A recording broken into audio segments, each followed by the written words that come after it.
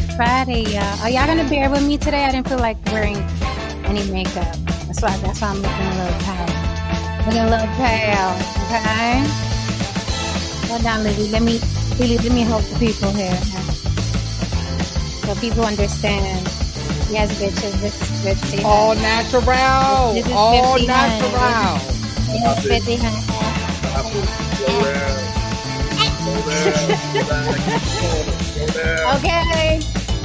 Okay. Just to get it straight. Okay. No makeup, no filter. Hello. Okay. Just to get it straight. Now, don't get me wrong. I like a beat face, but oh, check it out. We have a guest. Hello, Mr. Research. How are you this evening, sir? Doing good. Okay. Good to see you. Yeah, I saw the last stream and I said I gotta start participating more because people really had no political understanding. So I came to give game. Pow. Shit. All right. I love it. Shots fired early. Sucky now looking like Friday. I just need him to start off by understanding that you are hitting her pet peeve already on this panel. Yeah, he's killing me on the frame. I was wondering how long he coming in like this. He giving me all turtle and shit. Like, I'm just here to say Jen's pet peeve. Jen's the number one pet peeve. The frame. Yeah, it's right. He's like, I'm coming in because y'all bitches didn't know shit. I don't know what y'all was talking about last time, so I'm about to set you straight. All right, hola mi gente. Welcome to another episode of Fridays on the Block with Jen. Glad you're here. First of all, let me just say that this episode tonight is sponsored by Afro Universe. Afro Universe, I got you. Thank you, sir. Salute. With that said, if you want to support the show, please cash out Mama. Help Mama keep the street lights on the block. It is scrolling on the bottom. Just so you know, when you send me a cash app, I get all the money. When you super chat me, YouTube gets me no Vaseline. Yeah, there. I said it. Okay. So thank you to everyone who cash apps me after the show. Okay. It means you caught an episode and you was like, let me support that program. And we thank you immensely because we got so much juicy things coming for you. We are going next level with it. And everybody says that, but we're really doing it. You shall see. Okay. You shall see. With that said, I'm going to let my people introduce themselves really quickly so we can get to this fluff. We don't have a serious topic tonight. We're going to fluff it away tonight. There's a lot of buzz going on with celebrities. We're going to tackle a couple of them. You know what the main topic? Jeezy files for divorce from Jeannie Jenkins after 2 years of marriage. I'm also surprised too. Someone said in the chat they were surprised. I'm surprised too, right? Because I know them Asians love you long time. So I thought they were going to last. Lily, let the people know where to find you. Oh, yes, I am 50. Well, I'm 49 technically, but I'll be 50 in December. I just rounded out. Thank you. Why not? Yeah, I rounded out. 49, but 50 soon. So here we are. 49 and fine. Thank you, Well, Lily. I am Lily of YB Limited. That's the way it is spelled here on the screen. The letter Y, the letter B, the word limited. You can find me here on YouTube as well as Facebook, Instagram, and TikTok. Musician and music producer Heron DeMarco. You can catch me here on YouTube as Heron.DeMarco. You can also catch me on IG as Dangerous DeMarco. And you can catch me on Spotify and Apple Music as Heron DeMarco. And I am Saint. I am no saint. I'm Saint. No saint on YouTube, on Instagram. No saint on TikTok. And just want to let you know that when you cash app Jen, she goes, "Thank you, cash app, delicious. Thank you." I do. Cash app, yum. I like money. I like cash money. App, yum. Where can they find you, Saint No Saint? I mentioned it. Instagram, YouTube, Saint No Saint, and TikTok, No Saint. Okay. Thank you for being here, everybody, on this Friday night. We're going to vibe out a little bit. We're going to talk about a lot of the celebrity bullshit that's going on. You guys know we're heavy all week long. And on Fridays, we want to fuck around a little bit. So we got some gossip for you. Tonight's all fluff. Do you like my flowers? I stole these from my neighbor's bush. I hope they don't mind, right? I'm sure they don't mind. It's a big old bush.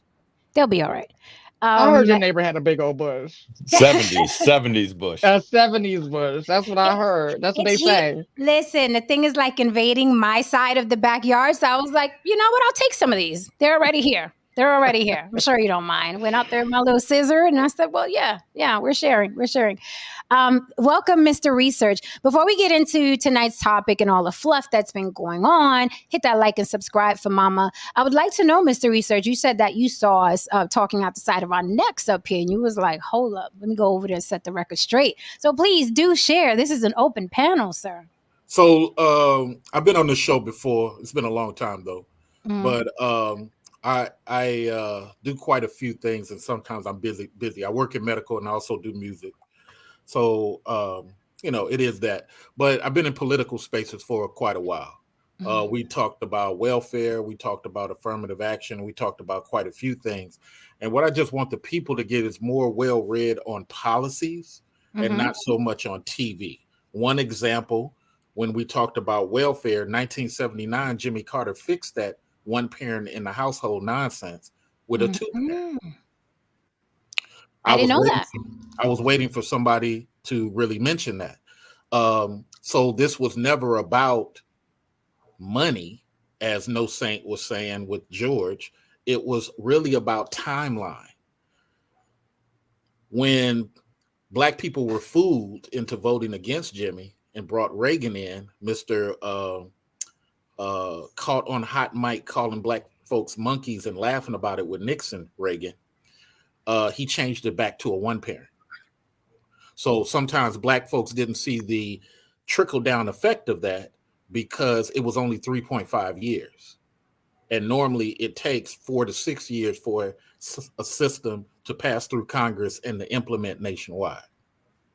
An executive order happens within 2 years, 3 years. That's different from something that has to go through Congress.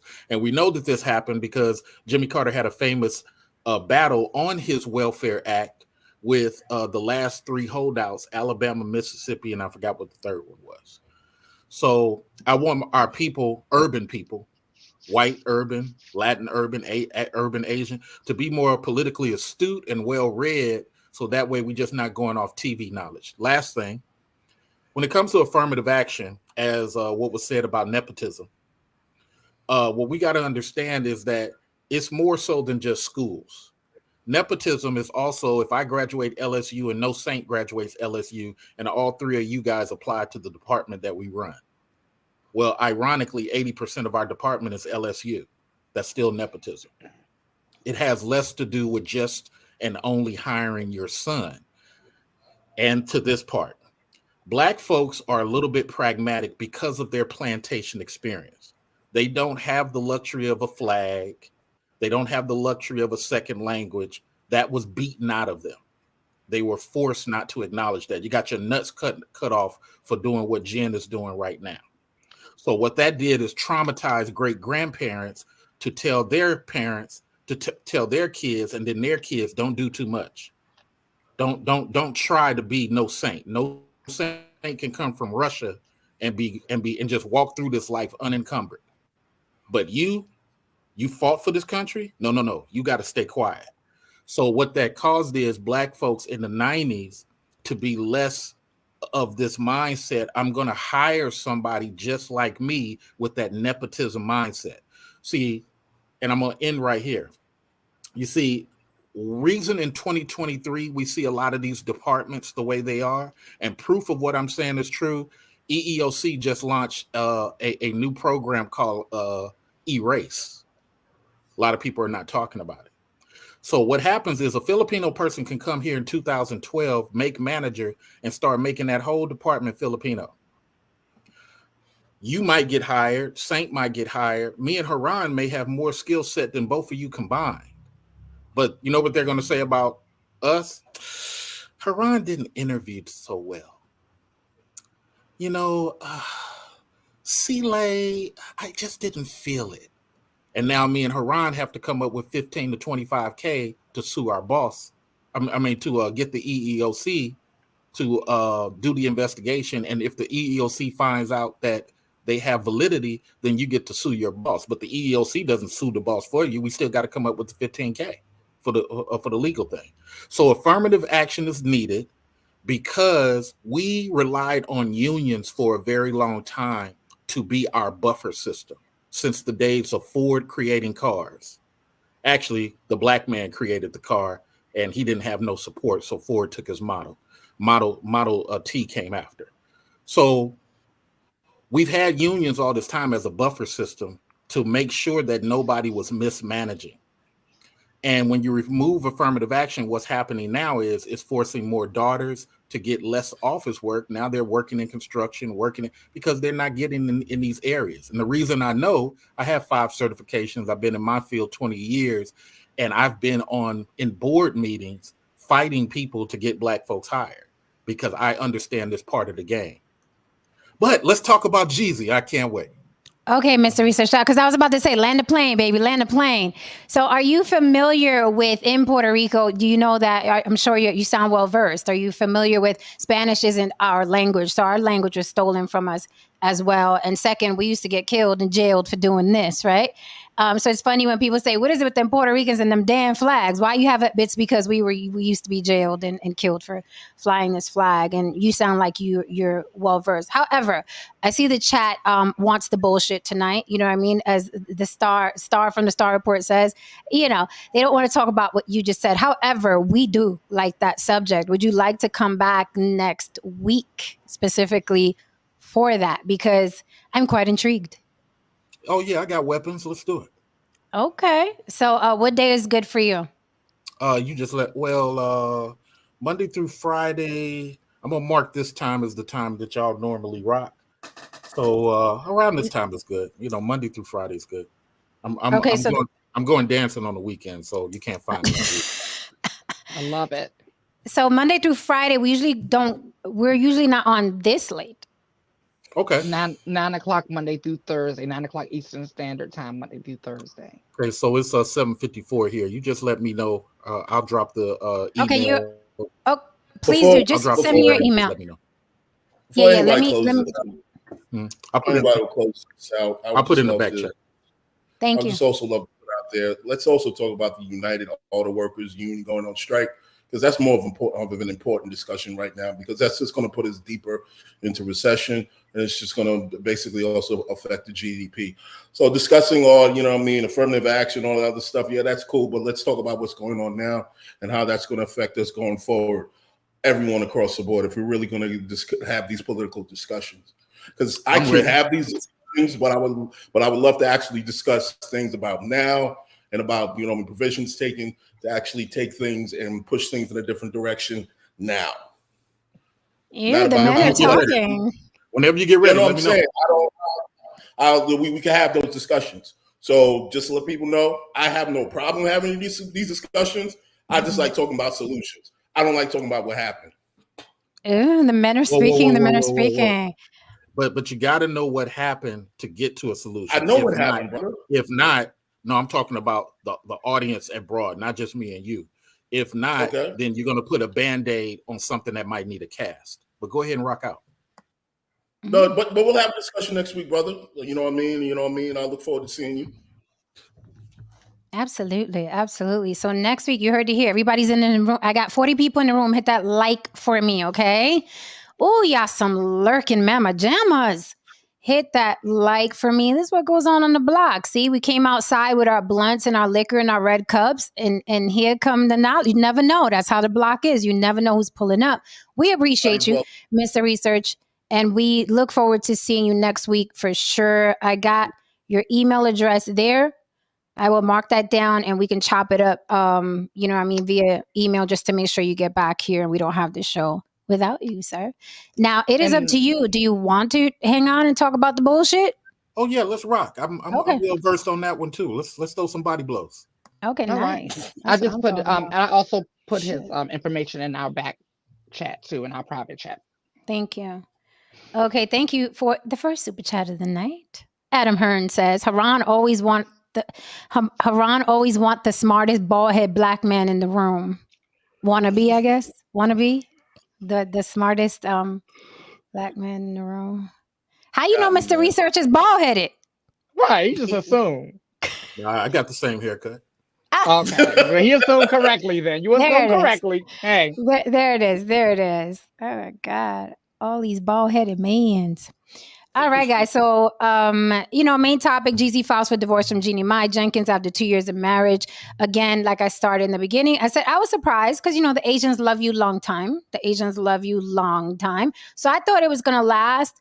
I know Cynthia G is having a field day with this because I already know what she's saying. I know what Cynthia G is saying. I know what the homie's saying. She's saying that the preference gets the same bandit that black women get, right? I already know that's what she's saying.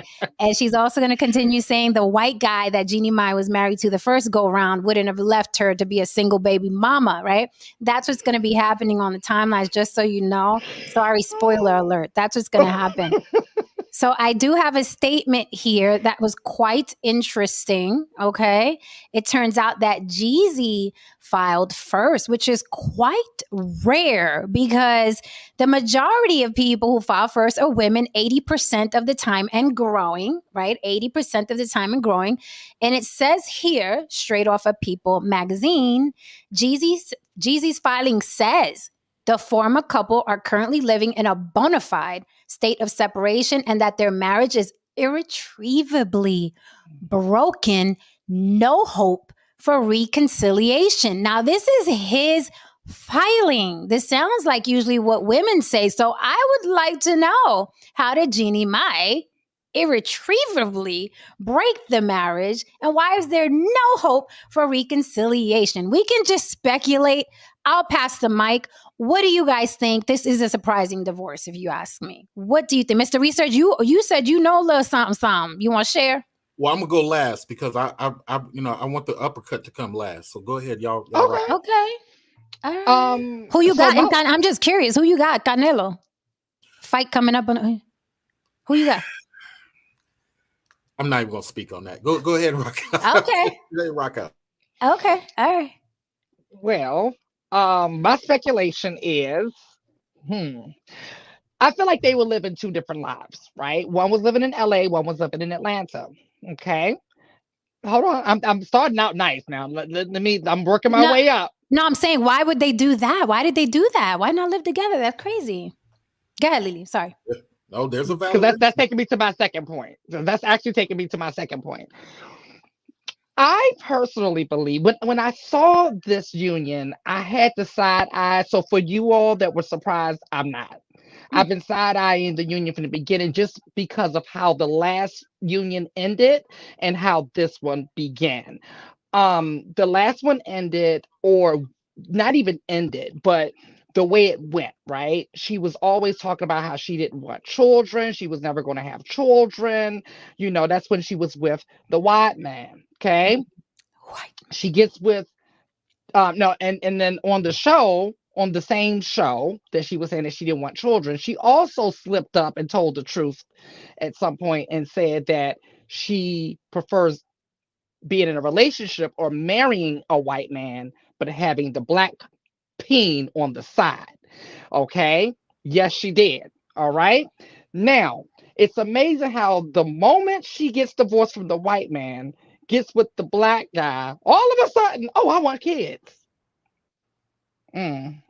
Now, we are big on calling out eugenics on this show. So I was suspecting eugenics from the beginning. Okay. And then, they got married. She quickly got pregnant.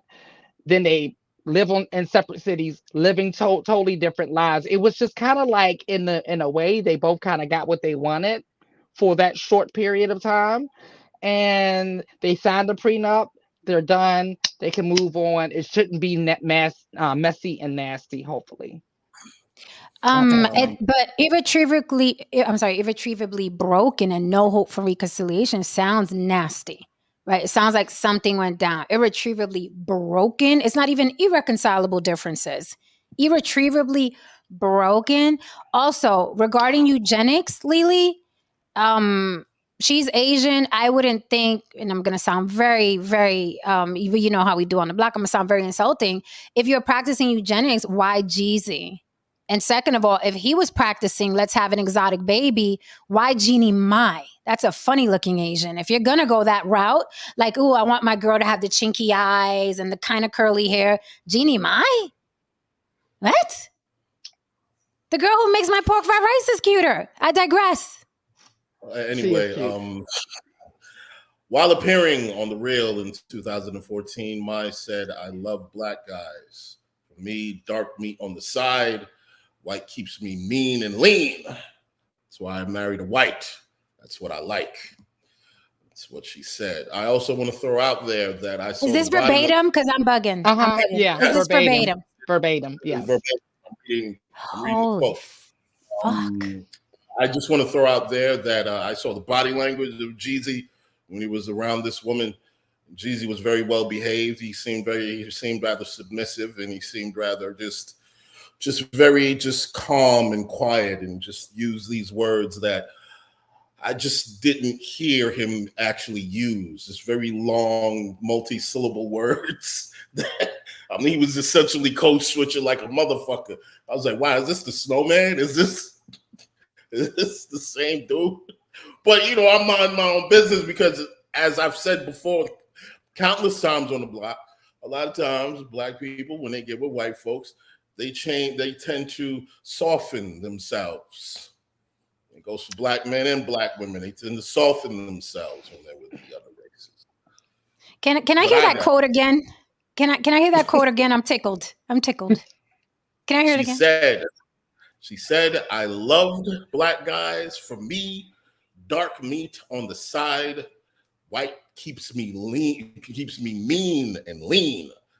That's why I married a white. That's what I like."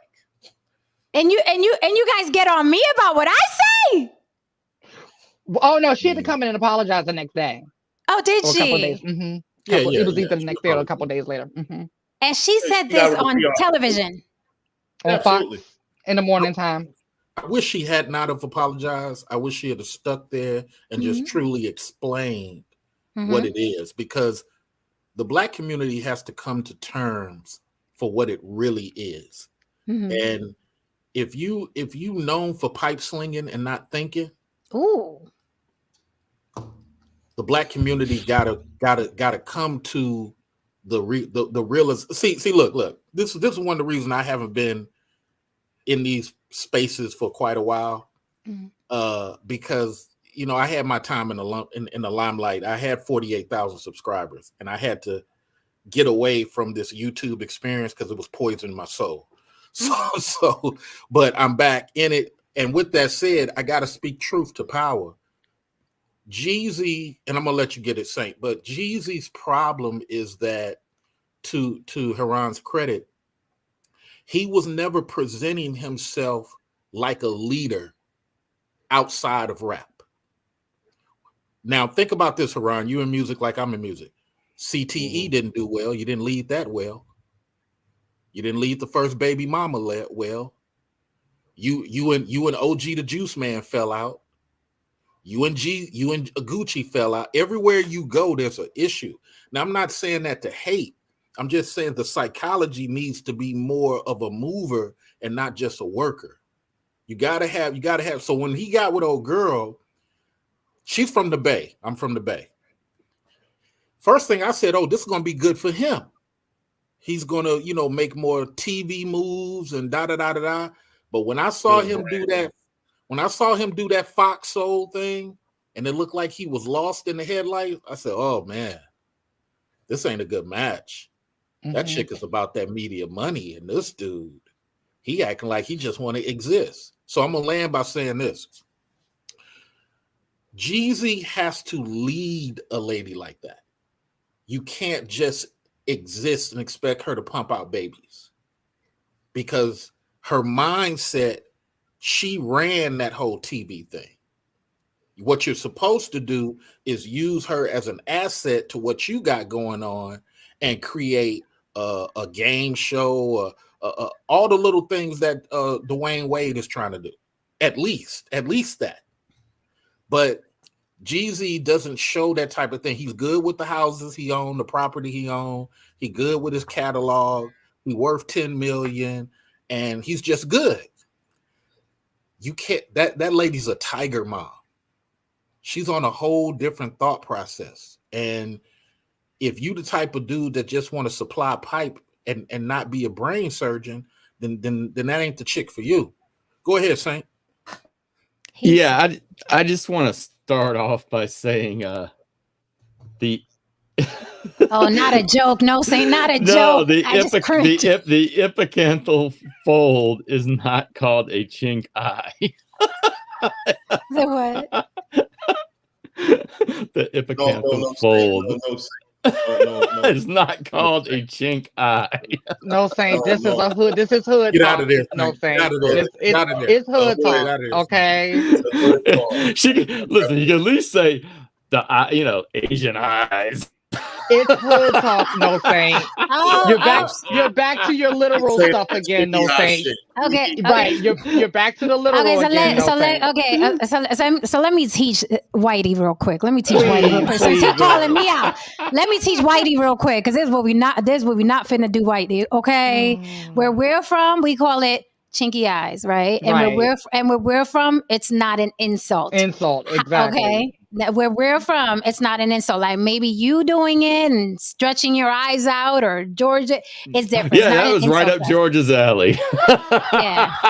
No, well, and you're saying in your neighborhood now, it's not an insult to who? It's not an insult to the people in your neighborhood, maybe. Okay, but are you wait, hold on. Are you from my neighborhood? No, I'm not from your neighborhood. Do you have Asian friends that are from the Bronx? Because, I grew up with them. Do you have Asian friends from the Bronx? Not from the Bronx, no. Okay, so can you speak from the Asian people that I've been around, the words that we've used with each other? Can you speak on that? No. Okay, so then don't ask me what's an insult to who and to what, okay? So hang up your little liberal hat tonight. We having a good time. You're not going to check. You can't check me. Okay, the broadcast goes worldwide. Moving on. But it's not just the Bronx, but we'll move on. Okay, but here's the thing. You can't tell me about me and my people and where I'm from. I don't give a fuck if we go worldwide. I don't care if this is broadcasting in Africa right now, okay? You don't know me. You don't know us. You're a guest. You're a guest, sir. Let me also add this, Saint. It's an urban understanding. Asian people say certain things about us that we let slide too. Yeah. Okay. This is like on one of Jen's shows that they were explaining to you and George. If y'all live in the bubble for too long and then come outside, you don't know the difference between a porch and a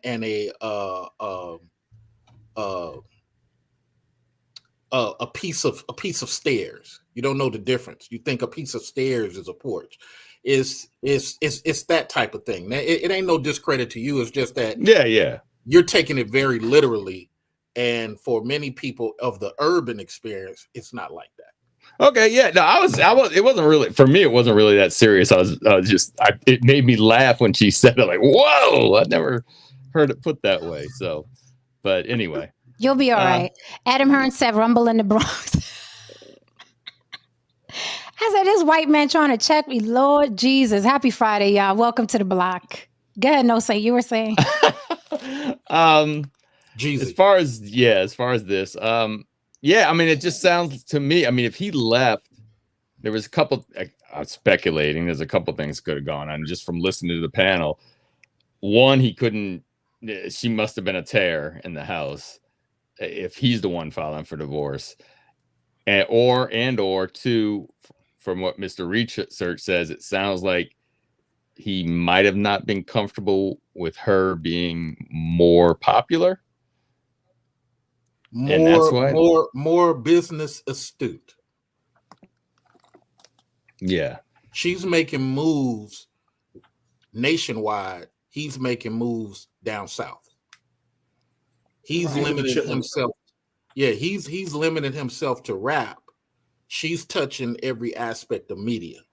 She's trying to take some of that money as a producer, and he's not making those moves. So, and again, this ain't no hate to him. A lot of guys suffer from this. You can't get with a thoroughbred horse expecting it to be a happy donkey. You can't. So what do you mean by thoroughbred horse? And I know you're referring to her when you say that, right? What I mean by is this is this is the same thing I could say about a top tier athlete versus somebody that's happy with being junior varsity king. You can't get with a person who's out there tackling the world like that, and you just want to sit back. If you do sit back, you got to sit back rocking the way that they rocking. Now, one thing nobody's probably thinking of, all men, make sure you file first. Make sure you call 911 first. I teach everybody that. Okay, all my guys, stop. Women are human too. Pick up that phone. Hey, I'm scared of her. Make sure that the 911 operator can hear it. It does well in court. I can't hear you. We can't hear you, Mr. Research. We can't. You're not coming in, Mr. Research. I'm trying. We Hang up lost that him. damn phone. We lost him. We lost Mr. Research. Damn. It was. Well, thank you for coming. Good show. Yeah. Oh my God. That's why people, sometimes I say things people are not thinking of. But here's something that may shock you. If she has a higher, and maybe actually Saint, well, maybe any of you guys, because I don't know what your background is, but if she has a higher IRS return, this may be a great strategic from him in regards to family law. Because, drum roll, whoever has the highest IRS returns will have to pay the other person. But I think they filed a prenup. There was some prenups. Yes, but there's something else that I missed out on as well. And No Saint touched on in his speculation. She does have a reputation of kind of being a tyrant light. And apparently she was running the white boy ragged. And when she got with Jeezy, she tried to cosplay as fit, feminine, and friendly. But that can only last for so long before you get to cuss the fuck out. So, that could be something as well. Because you notice, did you break up the body language? Haran, did you notice how different the body language was with the last? Did you notice it too? No, Saint, the body language was very different with her ex-husband versus with Jeezy. It was like she was trying to play that role of coy and demure. But she even stated, she stated that she was a tyrant light. It's not just a rumor. She stated it. Interesting. Here's the problem. In any situation, if a woman, if she feels physically, financially, mentally, or whatever, she's here and you're here, you're always going to be at a disadvantage as a man.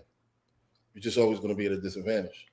She's always going to seem to, even subconsciously, she's always going to view you as inferior, less than, a nice little poodle to have around or kick around, and maybe that's your shit. But if that's your shit, just play your position.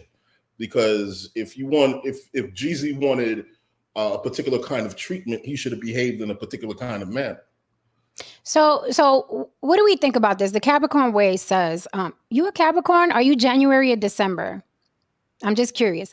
Because I'm a Capricorn too. I'm wondering if you January or December. The Capricorn Way says, I think he's giving too much to her because she's Asian. He was doing well before her.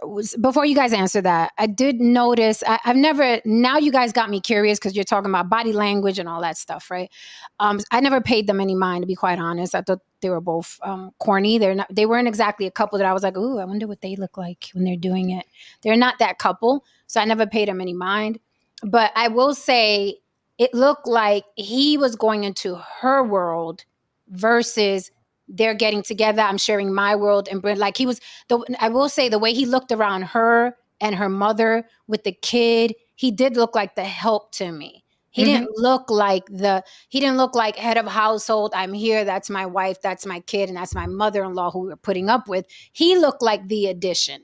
When I used to see them like doing their little lives and stuff like that, he looked awkward there to me, but I didn't give it much thought, but you guys have great points about it. I didn't give it much thought, but great points. So here's the thing, and it's going to sound like I'm black man bashing, but I'm really trying to nudge the black man into thinking. Uh-oh. When you go into somebody else's culture, don't let their culture be stronger than yours. Don't let their family be stronger than yours. Oh, you hear me, Heron? Or you might wind up finding the same shit. You might wind up finding some heels on your feet. You might get pimped. White guys have it happen when they get with Asian women. Latin guys. Really? Oh yeah. Yeah. Yes, first she's walking behind that white man. Next thing you know, she's walking in front of the white man and he's pushing the baby carriage. Pimp game 101. Holy fuck. Wait a Learn something new every day. All right. wait a New levels minute. of the game. New levels of the game. Wait a minute. So no Saint. Now I got to ask, Mr. Research, are you married? No. Okay, single. No Saint. You would think, oh my God, we need a big race bell right now. Everybody hold can we on, get because that it's in? about to get serious. No, it's about to get serious because I had just had a thought. Oh, everybody ready? We ready? So check this out, right? In some, not all, Latin culture, there's a saying that goes, adelantar la raza, right? Translation is upgrade the race. Now, out of all the Latins, and you guys could correct me if I'm wrong, y'all could Gmail me all insulted, but it's most prevalent in Dominican culture, okay? That is where I started hearing it. Adelantar la raza, right? They encourage their daughters to marry white men to upgrade the race. The hair will be finer, the skin will be lighter, right? And we know that that's happened from the plantation all the way to 2023. Get it, got it, I'm good. I'm specifically talking about Latin culture right now, right? Adelantar la raza. That is Spanish for upgrade the race. So they get with these white men, right? And you would think that they're getting with these white men, and the white men are kind of like, you know what I mean, running the house, head of household. Here's this big white savior. He's going to make us better and lighter. However, I do notice, and no Saint, you could say you're a nay because you were married to a Latina. I do notice when you enter the culture of the Latinas, they run y'all. They're not like this doting white. Everybody thinks I'm gonna get with a Latina and they're running behind you and wiping your feet and washing. You're usually getting run by a Latina and you're just the white guy that put her in a better position because now her husband is white. But she runs the house. And that sounds like what Jeannie Mai was doing. What do you guys think about that? Very, very interesting. I think it's very plausible based on the personality trait that she has not only displayed, but she's also said as well. And I wanted to answer one of your questions that you asked earlier when you said, why Jeezy? Mr. Research is from the Bay Area, and you probably know this. The Asian women in the Bay Area are very obsessed with black men and black culture. Like the black women, I mean, the Asian women are super obsessed with black men and black culture. So, and that's where she's from. So that's a very, very, very typical where she's from. I didn't see her having a baby with a white man or an Asian man at all. She's one of those Bay Area Asians. They're like that as well in Minnesota as well. They're just, that's where they tend to flock to more. And let's get even deeper. Something that goes back to what Haran says all the time. When black women get with white men, they're very subservient. However, when a Latina or an Asian woman gets with a white man, I run this shit, Blanquito. Mm-hmm. Right? So that's interesting. First of all, I lived out in California for 7 years, and I will say some of the most beautiful women out in California of all races. They are gorgeous out there. But I didn't find that with Erica. I will say there were some things that she ran. She was really, I mean, and I've told you this before, Jen, you were brought up that way. It was uncomfortable for me at times because she was so subservient. Mm-hmm. And I didn't want her I didn't want her to feel she had to do these things for me because it felt just odd to me. Like I was totally aware of the guys that are looking for women to do that. And I didn't want to be one of those guys that were looking to find a woman that was going to be at their every beck and call, Mhm, doing mhm. everything.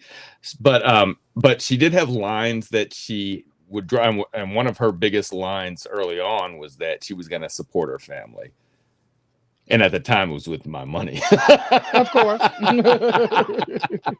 Mhm, mhm. Right. but that wasn't a line that I could approach, even though I'm like, wait, we're having our own family. We need. What do you mean you're gonna, help your brother go to college or whatever, Which to me, it's an honorable thing now, but it was just like Mhm, it was different culturally. But so she had lines, right?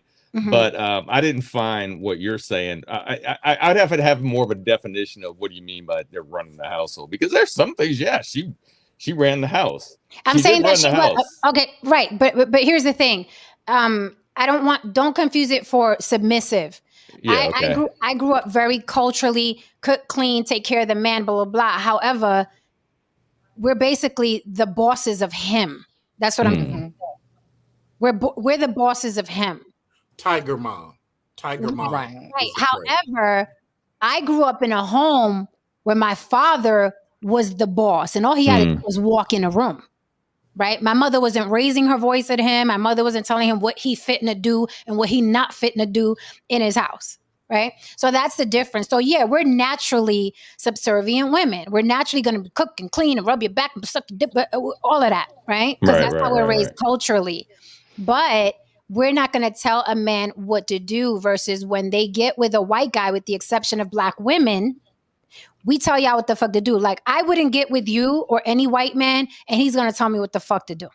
That's not happening. It's not happening. But if I got with someone like my father, then I'd be completely submissive. So Hmm. I'm trying to explain the differences. The only time a woman is submissive to a white man that's from another ethnicity is Black women. Because I Hmm. hear Black men saying that all the time. When Black women get with white men, they're very submissive. So there's a difference. There's a stark difference there. You see it Adam in the Hurd body said, language when you're out and about. I just And the gotta say white man doesn't wait. And the white man doesn't even have to be a boss. He ain't even got to be that dude. He just got to be At Caucasian. all. At all. Mhm. I just gotta say this funny thing that Adam Hurd said. He Interesting. said Wesley Snipes said he got an Asian because a black would not make a sandwich. Jesus. Well, even she ran him through the ringer. Even she ran him through the ringer. So he Oh didn't my do God, well with man. her either. He I didn't never do got well with an her Asian. either. I never got with an Asian. Oh wait, I just let me grab this super chat. Let me grab this super chat. Thank you so much for the super chat. This might be risky. Let's see if the comment is risky. Might be risky. Says white men have an innate simp disposition. Women of other cultures know this and take advantage. Just how men say white girls are easy to deal with. Same with the men. Shots, motherfucker, fired on the block tonight. I believe that was 45. I hear it. Here come the cops. What say you? You know, here's the thing, man. White guys, for whatever reason, and I tell people all the time, they were so jealous in America of black dudes that they gave women power. And it's so weird because you want to help women. You don't want women hurt. But when we look at these policies that are passed, there's a guy in Minnesota right now writing a policy. It hasn't passed yet. He hasn't put it on Congress floor, but writing a policy that if Haran met Jen at a bar, Jen's buying her own drinks, Haran's buying his own drinks. They go to a room. That woman has 5 to 15 years to hold Haran for intoxication, forced sexual assault. That's a white man writing that law out of the clear blue sky because he got daughters. That's ridiculous. And that goes to this comment here. Guys have to let women be human beings. A lot of times guys are fighting for women and women are not even fighting for those causes. You know what I'm saying? And who's there? The white guy. And he's, so I'm glad we're at this point where we can all be kind of like England and intermix and stuff like that without all this back and forth. But to this other point that you made about tiger moms, the biggest pimp game that a very forward thinking woman can do is let a guy think he's in control. I don't hit women. I don't cheat on women, but I do know where that door is and I can afford to leave at any time. A lot of guys don't have that power. A lot of guys need to negotiate. I will have those movers at the door 5 a.m. in the morning packing this stuff up so smooth. Keep talking. Mm-hmm. Not everybody can do that. Facts, and more I gotta facts. look up that particular law. And yes, I mean, especially when it comes to the child support laws, a lot of these laws that brothers pick up about, those are laws written by white men. Mm-hmm. It wasn't a black face in that goddamn room when those laws were created. But that affects all men, though. White men too. Absolutely. Those laws. Right, Absolutely. but white guys don't think about it like that. White guys look at it like, I'm trying to protect women, which goes to this comment. The white man's burden. Yeah, when they go to Congress, like I want them to be protected, but don't destroy your sons at the behest of your daughters. Just like to Haran's point about child support, father of record law. You don't have to sleep with a woman. You don't have to be at the birth certificate. A woman can just walk in and say, no saint is the father. And they will start that process. They will try to serve no saint. If they can't find him, Haran might accept the letter because he's tired of you coming in his house. He done told you several times, no saint don't live here. Haran accept the letter. No saint has been served. Yeah. I mean, Mr. Research, when we were in Vegas, they met a friend of mine that I knew for 20 years. And I found out, because I hadn't seen him in a long time. I knew him for over 20 years. I hadn't seen him in 20 years. And I asked him, what about that son from the other woman when I first met him in the military? Yeah, he found out it wasn't his son, but the judge made him continue to pay child support until he was 18 years old. I'm like, that is messed up. That is a messed up law. And he's white. Yeah. Yeah. Yeah, but we passed something, and you got to excuse me for talking a lot. I got a lot of political stuff in my head. We passed something called Title IV. Title IV takes that interest in late fees and feeds the Treasury. Recognize gain. Let me say it one more time for the people in the back. We created, I'm sorry. Let me stick with Haran's point. White men created Title IV so that we could take that late fee and interest money. And when Obama, remember, people like to claim Obama didn't do nothing for black people. When Obama created a bill to pass into law that forgave the interest and late fees for all men, he disguised it as the jail forgiveness, but it would affect all men nationwide when you read the policy. Paul Ryan stopped it. So people like to say, oh, Obama didn't do nothing. Paul Ryan stopped 7 bills that would have helped black people. You can't blame him for what didn't pass. The House has the right to block, but he did all that he could. So I say all that to say is that when we go back to the Jeannie Ma thing, you as a guy, you got to understand, why is this woman here? What is her reason? And while she's there, I need to go over here looking at this. I can't be too many. I'm sorry to say this. Too many of us as black dudes, we got to stop acting 15. Got to. If you want to just get some box, go pay that $200 bill to your concubine. But this free box right here really ain't free. Recognize the game. Oh, yeah, you're going to invite me back. Yeah, you coming back. Yes. Okay. Yes. Wait a minute.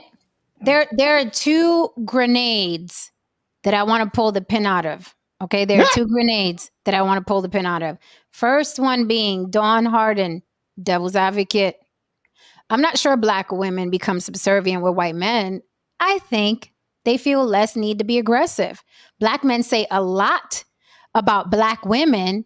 That's not true. Is that fair to say that black women are not just as aggressive, or is it that they respect white men more than they do black men, just culturally? Is it that they feel like they could put their defenses down, Or is it that they just have less respect for black men in general, how they view them? Now, let's not pretend we haven't seen the way they talk to their little boys. I'll pass the mic. So let's just put out there that the white man created the Jezebel archetype when it comes to black women. Is that true? Basically, I've been around. I've heard white men in their little circles and then their little bar sections, and the perception is that all black women are just essentially whores and easy and exotic and so on and so forth. So, is that the truth? So Is that the truth? So to your point, there's been, or is that a truth that you're fine with dealing with? Because I need to understand what truths you're willing to accept and what truths you're willing to throw out based on which truth actually leads you to a better social level in the hierarchy, which you know what I'm saying, which actually benefits you socially. So there are three African queens. There are three African queens who did exactly that. These three African queens were the first swirlers, the first divestors before any black guy ever did it in history. Queen of Sheba was the first. Queen of Sheba was the first. But to the 2023 argument, what's really happening is white guys get jobs easier, which means they have more disposable money, and she is more access to get that from a guy who is fetishizing. Black guys fetishize as well, but they don't get jobs as easy. They are really understanding of their limitations on money, even if they above 8 figures. They are cognizant of that. So when she goes get with a white guy, there's two things that's really going on. And you guys give me a different version after this. She's dealing with a person who's scruffy, just like Eve's husband, who's unkept, just like Serena's husband, and he can just exist. He doesn't get ridiculed in his world for being scruffy and unkept. And he makes money. Okay? So when she comes looking for an extra 20K, it's nothing to him because he can lose his job tomorrow. He got friends from Howard or wherever that can keep him afloat. It's a different mindset. The problem is, to her point, we've had black women call into what was that, Annie? Those newspapers that used to ask for advice. We've had Abby. Dear Abby. We've had black women call into 2 or 3 of those talking about my husband allows his friend to call me an N with the hard R and laughs. We've had women get slapped and beat live on 2022 video by their boyfriends. That's the part that Don needs to be more honest about. And I pass the mic. So interesting. And what did Halle Berry say? She doesn't want to pay child support or alimony to somebody who calls her the N-word or something. So we're agreeing that social capital is a part of it. Social capital is a part of the situation. Are we agreeing to that? Social capital, yeah. Social capital is capital, so it will have to be included in it. So under those circumstances, yeah, it would be in the best interest of the black woman to soften her hyper aggressive nature if the intention is to move up socially, since she can't do that with the black man. Or maybe there could be a subconscious resentment towards the black man for his position in the social hierarchy. There's a lot of levels to this shit. So can we say that? Can we add another layer to this regarding Dawn's comment when she says, "I'm not sure black women become subservient with white men. I think they feel less need to be aggressive. Black men say a lot about black women. That's not true." Going back to what Mr. Research said, white men can be goofy as fuck long as they're rich. They don't got to wear the latest dunks. They don't have to wear jewelry. They don't need to fade the lineup, right? They don't need to line up their goatee, right? They don't need to work out. They look like shit. Serena's husband looked like shit.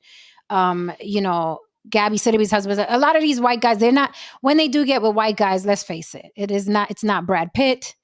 You know what I mean? It's not Mr. Olympia. It's just some scruffy old white guy with sloped shoulders. Let's just keep it 100. That's what I've seen. That's what I've seen, right?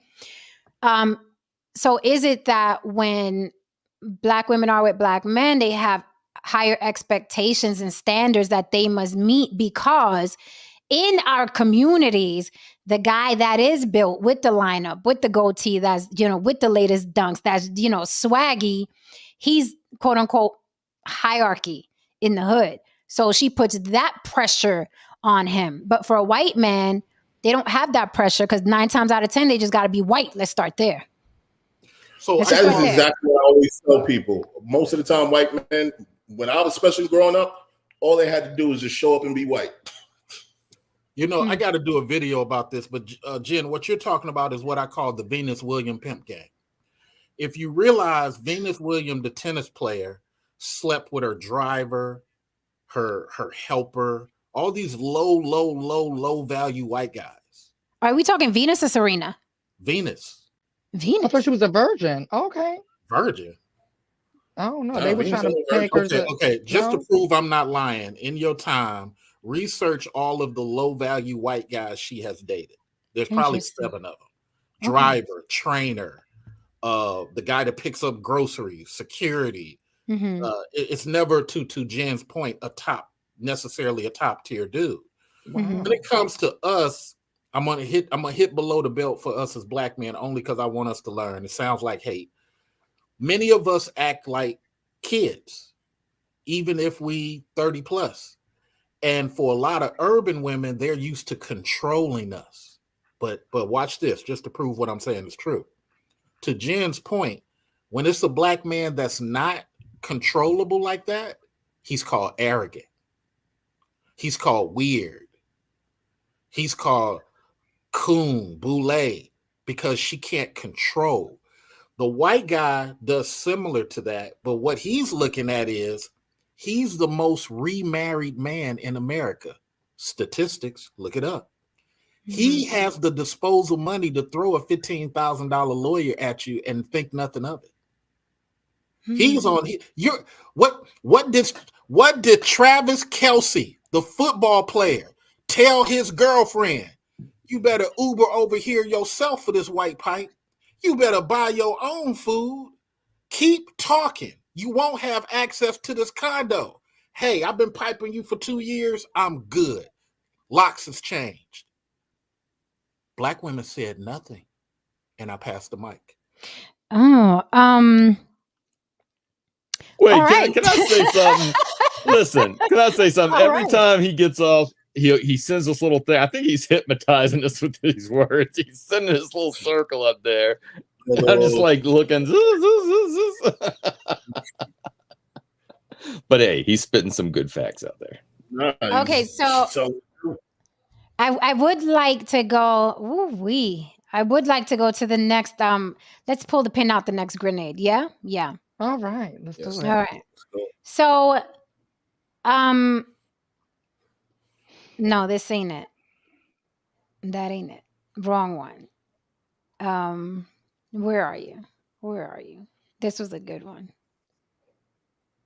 You guys are chatting. I just dropped the link for anyone who wants to come up and rebut anything that we're saying. If anything triggered you like that ain't fucking true, come on up here. I dropped the link. So this is the next grenade that I want to deal with. Sleepless Society says, I disagree with the super chat. Those dudes run the world. Those dudes meaning the whites. You generally can't have a simp disposition running the entire globe. Now, I have my theory of why they run the entire globe, but I'm not going to get into that. I have my theory of why they run the globe, okay? But what do we think about this? This guy, I guess he's doing, or this woman, I don't know if you're a guy or girl, he's doing that, that, for lack of a better term, that white worship, right? Hey, they run the globe. So how are you calling them simps? And they run the globe too. Those things can't coexist. So what say, panel? Well, I'll say this. Listen, there are people that have a lot of influence in the world, and some of them are white. But the majority of white people aren't running the world. I'm not running the world. So there are millions of white men that have nothing to do with running the world. But yeah, if someone's running the world, they're going to be at the top. They're not going to be simps. They aren't. Yeah, but now you sound like George. You sound like, hey, where's my power privilege? No, it's not that. I'm saying there are a lot. Listen, there are, go to China and there's a Chinese man running that part of the world, right? That has a lot of influence of what's going on. Most of the Chinese people don't, though. You know what I'm saying? It's like very few people that are making these decisions. So I'm saying to that comment that the people that are doing that, you might be right. They aren't simps. They aren't weak. They figure, or they've been in position and are playing the game pretty well. But the majority of people, you can have a lot of white simps still and that aren't running the world. That's all I'm saying. That are still in the position that you're saying. They have money. So but it still kind of sounds like what George does. Like, hey, where's my white privilege? All right, like, never mind. I'll take it back. I'm running the world, people. I'm running the world. That's not. I don't understand the point. I'm just saying. The point I understand. Go ahead, Lily. Yeah, I'll help you with that and I'll use your example, right? Saint may not be running the world. No, George himself may not be running the world, but Saint and George benefits from the white man. Yes, I don't disagree with that. I'm not done. Straw manning me all the time. Go ahead. No, I'm not done. You said you didn't understand, so I'm helping you understand. Okay. So the example that you gave was in Asia, right? So in China, right? In China, they're not just Chinese that live in China, right? There is a Chinese man that's running it, right? So the Chinese do benefit, right? We also have Africans over there and Indians and things like that. Right. So they are going to be at the hierarchy, right? Yes. And when you at the hierarchy, whether you are aware of it or not, there is a sense of something that comes with that, right? Whether you're aware of it or not. Yeah. Okay. It's just like when you're at the bottom of the hierarchy. There's a something that comes in your psyche, whether you're aware of it or not. So that's the point. I understand 100% all of that. I wasn't disagreeing with any of that. I'm saying he was saying you generally can't have a simp disposition running the entire globe. And I'm saying there are plenty of people that do have privilege. I'm not saying they don't have privileges that can be simps that aren't in those run the entire globe sentence. That's all I'm saying. It doesn't mean they're not benefiting from it. I totally understand all of that. I'm just saying that you can be a simp and not be running the entire globe just by being white. But the people that are doing it at the top aren't necessarily simps. So I think what we're saying, hold on, let me jump in. I think what we're saying is the exception doesn't trump the rule. You may be a guy who has no power, right? You've accepted that. You're like, hey, I'm a white, but again, is as simple as what you accuse George of doing. You're like, here he goes. He's going to talk about he doesn't have privilege. Where's my white privilege? You're doing the same thing. Let me finish. Let me finish. Yeah. Let me finish. We can let each other finish. Let me finish. So it's the same thing as what you tell George. You say, hey, I don't have any power. Therefore, white men they're not the greatest power of the world because I don't have any power. How can we possibly be the great power of the world if I'm white and I don't have power? It is the exact same thing that you accuse. Let me mute your mic. Okay, let me mute your mic. It's the exact same thing you accuse George of doing. When George says, well, I wish I had privilege, you was like, there he goes, saying because he doesn't have white privilege doesn't exist. Forget privilege, insert power. That is exactly what you accuse George of doing. You're saying, hey, I'm white, I don't have any power. You are the exception. The exception does not trump the rule. This person in the comment was saying, how can white people be simps if they run the world? You think that your exception trumps what the comment was. You are the exception. You're a white man with no power. That does not trump the rule. Do you understand that? And if you don't, it's okay. We will move on because I don't feel like playing goalposts tonight. I'll unmute your mic. I still think that's straw man. I'm not saying that I don't have privilege or I don't have some kind of place in the society. My whole take was that he was saying you can't be a simp if you're running the world. And I'm saying people running the world aren't necessarily simps, but you can have a lot of simps that are white. That's all I'm saying. The people that are running the world aren't necessarily simps. The people making the major decisions and policies and what goes on in the world aren't the simps of the white people. That's what I was saying. But okay. Okay, Haran, Mr. Research, you wanted to add something to that? Haran came before me. I digress. Haran DeMarco. When I hear these kinds of statements, it's just like I'm just literally just hearing the deifying of white people, just white men, period. A lot of times, because behind closed doors, a lot of these motherfuckers are literally cuckolds. They get pegged up the ass. They get tied up. And they get like spark plugs put on their fucking nipples and all kinds of shit. Like spark plugs. This is like seriously. Okay, this isn't shit that's made up. So too many of our people give these people entirely too much fucking props. Entirely too much. And I'll just pass the mic on that. Okay. So I understand what No Saint is saying. I'm just gonna say it in a different way. It's one of the reasons, like, I'm coming back into music. I'm a G4, and people are like, well, why are you in music? I said, because you need somebody with a different level of conversation on these microphones. You got to have it. So No Saint makes a good point along with Haran. You do have a lot of guys who are running things who are not physically, key word here, physically alpha, but they're mentally alpha. That's what I was saying. You're young dudes. I've been out on the track when I was a young dude. I used to be out there. You using the term simp out of context. Number one, simp is just a person that pays. Simp is a short form of simpleton. But many of y'all don't know that because you're not associated with the track. So you use these terms out of context. And that's not to knock what Sleepless is saying.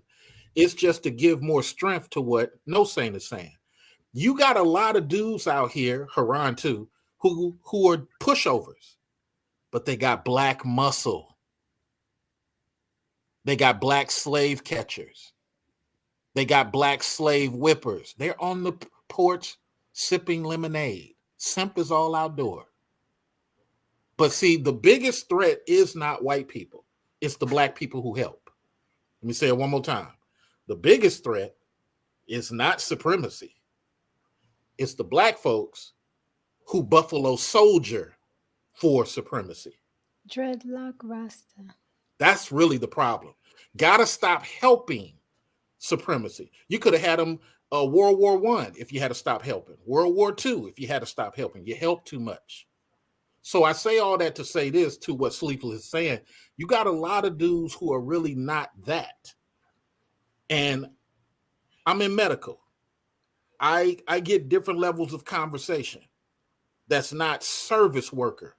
And I'm not saying that to look down the nose. I'm just telling you, once you as a black man start getting manager and above, you're going to hear some of these conversations. You're going to be like, how the hell are you the director? Who authorized you to run this account? They're simps.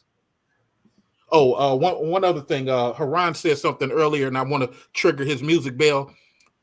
Just like with Jeezy, it's the blueface problem, where you can talk about killing as blueface, but then your girl runs you. Your girl tells you what to do. Are you talking about Blueface and Krishan Rock? Yeah. Quick question. I think I might have heard incorrectly. You were calling me a pushover? No. Oh, no. I thought I probably heard something incorrectly. I'm so sorry. No. Now let me pass the mic on that note. You're hearing me wrong. Let me get out of here. No. So thank you for the super chat. This might be risky. Says, hey Jen, can the resident white guy give his opinion? He ducked the last white answer needed questions. Mr. Research dope, but he ain't living it like Saint. What the fuck? So they want you to dig into that question a little bit more, Mr. Saint. Which question? Yeah, which one? Very last one that she pulled up. I'm sorry. I don't I'm a remember little either. confused. Which one? don't Which one, remember. Mr. Research? Sleepless. One Um, from Sleepless. Was it this one? I Yeah, disagree with the what- super chat. Yeah. Those dudes run. I thought we Yeah, I we thought kind we of did beat that one. We up, did. I thought, We yeah. did that already. I'm not sure if he means that one, but if he well. whatever, put whatever one you mean. Sleepless. What I no Saint accepts the challenge. What question was it? Can't be this one because we dissected that one.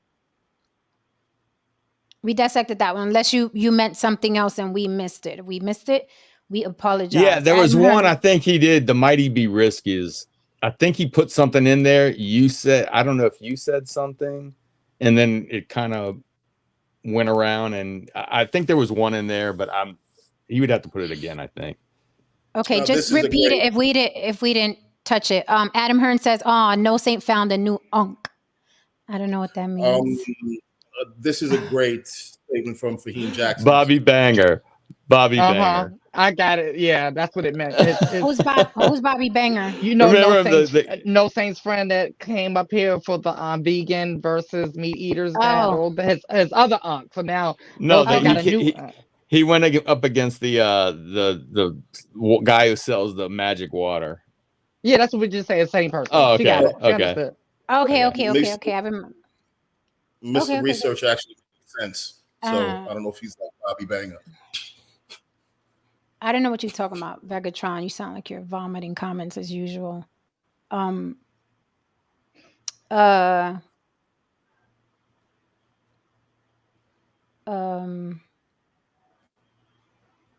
Harden says, hold on now.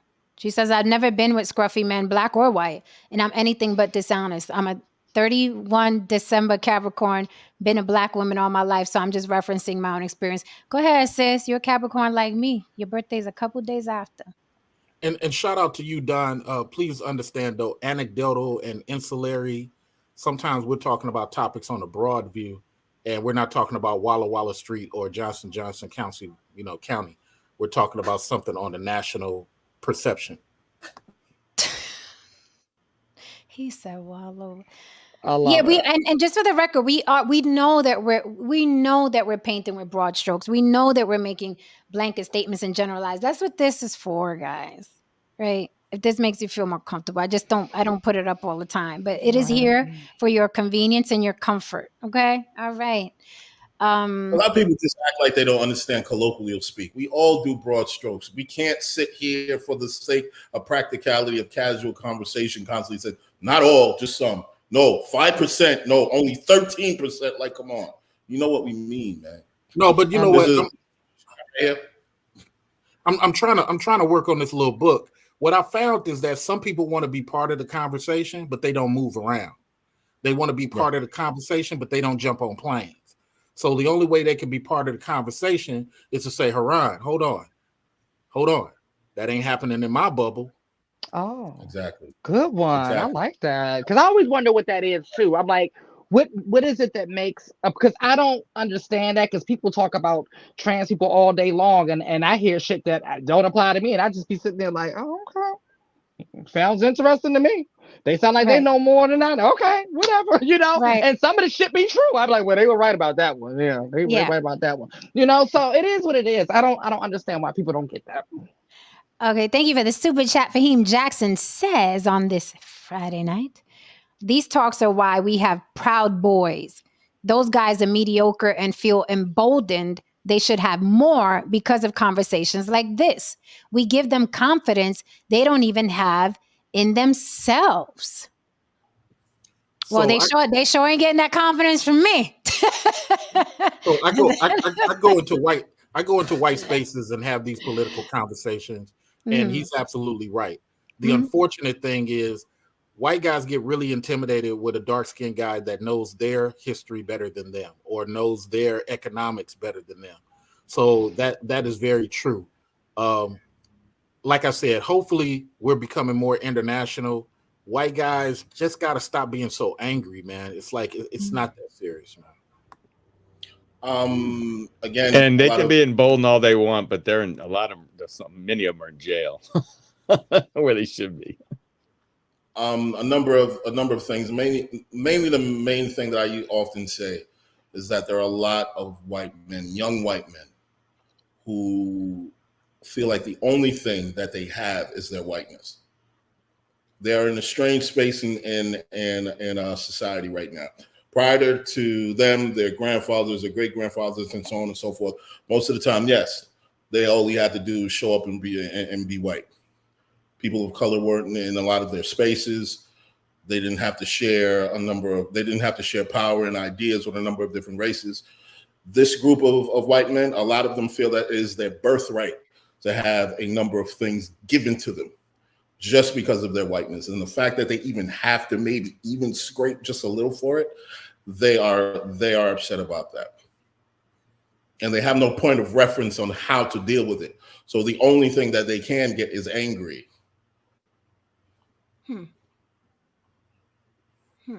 And gather in clusters. And the only thing that does is just, when you're having negative energy, just gather in clusters. The only thing that it does is just produce more negative and angry energy, because it's going around in a fucking circle. And just to be fair, even us brothers on the block, there's a reason that there's shot callers and workers, because people who know how to make moves and do what they do, they know how to separate themselves from the game. Other people are indoctrinated into the game. They refuse to know what Bitcoin is. They refuse to go get that $60,000 assistant manager job at KFC. They refuse. So it's the same thing. White guys just have the problem, to Haran's point. They've been in this country, they've been given this extra oomph. You ever wonder something really weird? How can a Chinese guy come here in 2012 and feel so white that he starts slick talking black people? Imagine how crazy that is. A friend of mine calls Asian white adjacent. Right. They act white adjacent. The person from Argentina, you Latin, but all of a sudden you get here, you want to be white. You want to hide your real name Gomez and put it in the middle and come up with this fabricated name that's similar to the street that you arrived on, Fairfield. Now your name is Andre Gomez Fairfield. You know what? It's so funny. I had a manager like that. That's so funny that you say that. It took, I didn't know that he was Mexican until years later, and it kind of slipped out because he would go out of his way to be a white man. And I fell for it. I fell for it. And then I was like, oh, and then when it did slip out, you can tell that he was hiding his original culture, because it was that wasn't meant to be known. Fuck the Mexicans, I'm not with them, I'm here now, blah blah blah. And I was just like, wow, okay, that's very interesting. So I did a political speak for some cops for a Blue Lives Matter thing, and I said, you know what, a guy from Russia can come here and you're going to arrest him and put him down as white. A guy from Pakistan who's dark skinned comes here, you're going to put him down as black. The guy from Morocco who's dark skinned, you're going to put him down as black. They're not even going to tell you, hey, I'm from tribe, whatever. They're not even going to fight for it. And then when you get on your political stages years later, you say, these black people, well, which ones are you talking about? Black people number 2 or black people number 14? There's several types of black people who live here. But because you go off skin so much in this joint, yep. And a lot of people like, wow. And I said, let me drop another bomb on you. And for the people in the chat room, get ready. Crime statistics are not judged off convictions. They're judged off 911 calls. Well, hold the fuck up. I did not know that until today. Crime stats are not judged off conviction. That's why the officers fight so hard to go ahead and put the handcuffs on you and sit you in the back seat. Because statistically, they go back and do the report. Did you put the handcuffs on? And what they even don't realize, and I had a bunch of people challenge me, FBI would put that person down as arrested, because by law, if you are not able to move in your own mobility, You're more than just detained. You are then arrested. Oh, Okay, so no. let me jump in here real quick. So when you say, that white cops will put you down as black, whether you're Colombian, from Brazil, or whatever, we can also say that black people are continuously, consistently, incessantly including anyone with melanin as black. So you have American black people trying to make everybody black, and then you have white people trying to make everybody black, right? From Paul Mooney to Godfrey, I spoke about them before. They get really, really perturbed that a Dominican says, "Me no black," right? They get really perturbed. And this is black people getting perturbed. They want everyone to identify as black. So how can we get mad at white people that's identifying everybody with melanin as black when black people are the ones that do it the most? They really get mad at Latins if Latins are not, identifying as black. If Jamaicans aren't identifying as black, if Africans aren't identifying as quote unquote black, they get perturbed. They feel like they got punched in the face. They feel like, hey, why are you rejecting my blackness, what it is to be black? So it's on both sides. I do like what Jabari said, because I agree with this. I do agree with this. He said, it's not that they feel white, it's that they don't respect blacks in this country. Hi, Jabari, haven't seen you in a while. He says immigrants of all races tend to not respect blacks. And I've seen that Very true. a lot. Like Jamaicans are like, do not call me black. Puerto Ricans, do not call me black. Dominicans, do not call me black. Brazilians, do not call me. Colombians, do not call me black. Culturally, they aren't black, but black people get perturbed by that. They get perturbed. You are black. And I'm like, okay, so the white cop says I'm black and you say I'm black. I want my fucking reparations, bitch. So here's the thing. I just want to say one thing. My blackness is usually taken away from me the moment I don't agree with the ideas of reparations and affirmative actions. I'm usually told to go back to Jamaica. So I just wanted to really put that out there. So here's the thing. Back to Jamaica. So yeah. So here's the beautiful thing, and I'm glad we're having this conversation. First of all, our fault as Americans, because we don't have the flag. I'm jealous of you Jamaicans. We don't have the patois. I'm jealous of you Jamaicans. You guys don't have that. So the silly us before Clinton, we was trying to kumbaya with everybody. And when the Jamaicans and Cubans did come, they understood the policies were so Ronald Reagan, Air America policy tragic, that they understood. And they had a symbiote relation with our blackness. After Clinton and his NAFTA program, when everybody started coming, now the policies are not as crucial as what they once were. There's nobody kicking Haran in his butt as he's trying to get out of his car and go to work. There's nobody slapping Jen just on the strength. Now that everything's kumbaya, it's our fault as Americans. We're still of the thought process, many of us, because we're very regional and not international. This is our fault. We're like flabbergasted. What? You not? No, but times have changed, is what I tell Americans. The thing is, we got to go get a flag now. We got to go really strengthen our culture now, because we got a lot of people here and they don't have to rock with blackness because they are Cuban. They are Jamaican. They're not, we're kind of like gypsies. We're everywhere, but we ain't really got a land. Damn. No, that's what gypsies are. Gypsies. No, you're right. That's the definition. Right. This is certified gang. So a lot of people don't explain it the way I do, and that's why I try to come to these platforms now and just give people more politically aware so they can think of something different. You don't have to agree with me. I don't want an echo chamber, but I just want to offer people something different. And I'm going to end by saying this. It is unfair that we ask you to be part of blackness, but we're hurt and traumatized people. That's why I call us slavery Holocaust Americans. We are very different than every other group because all of our fist fighting and stuff we do, if we simply had a second language like y'all, we probably wouldn't even fight so much. If we simply had a flag that we can get around, I might say, that's my OSHA brother. I'm gonna let that go. But because we don't, we constantly act like individuals. We have to fix that. And that's without simping and pandering to y'all. That's just real honest. I'm the most honest conservative you will ever meet. Conservative. No, I don't agree. I mean, excuse me, I don't disagree with what you're saying. There's times on this panel when I've said, Jen and I have had conversations, said, you have to understand where we came from. Everyone pretty much looks like us, damn near. And plus, a lot of times, how the perception of who you are as a people, a lot of times based on how slavery has been taught to you. In Jamaica, slavery has been taught to us that we rose up, we fought back. We took our independence. Granted, they left us in fucking rubble, but we stood up for our fucking selves.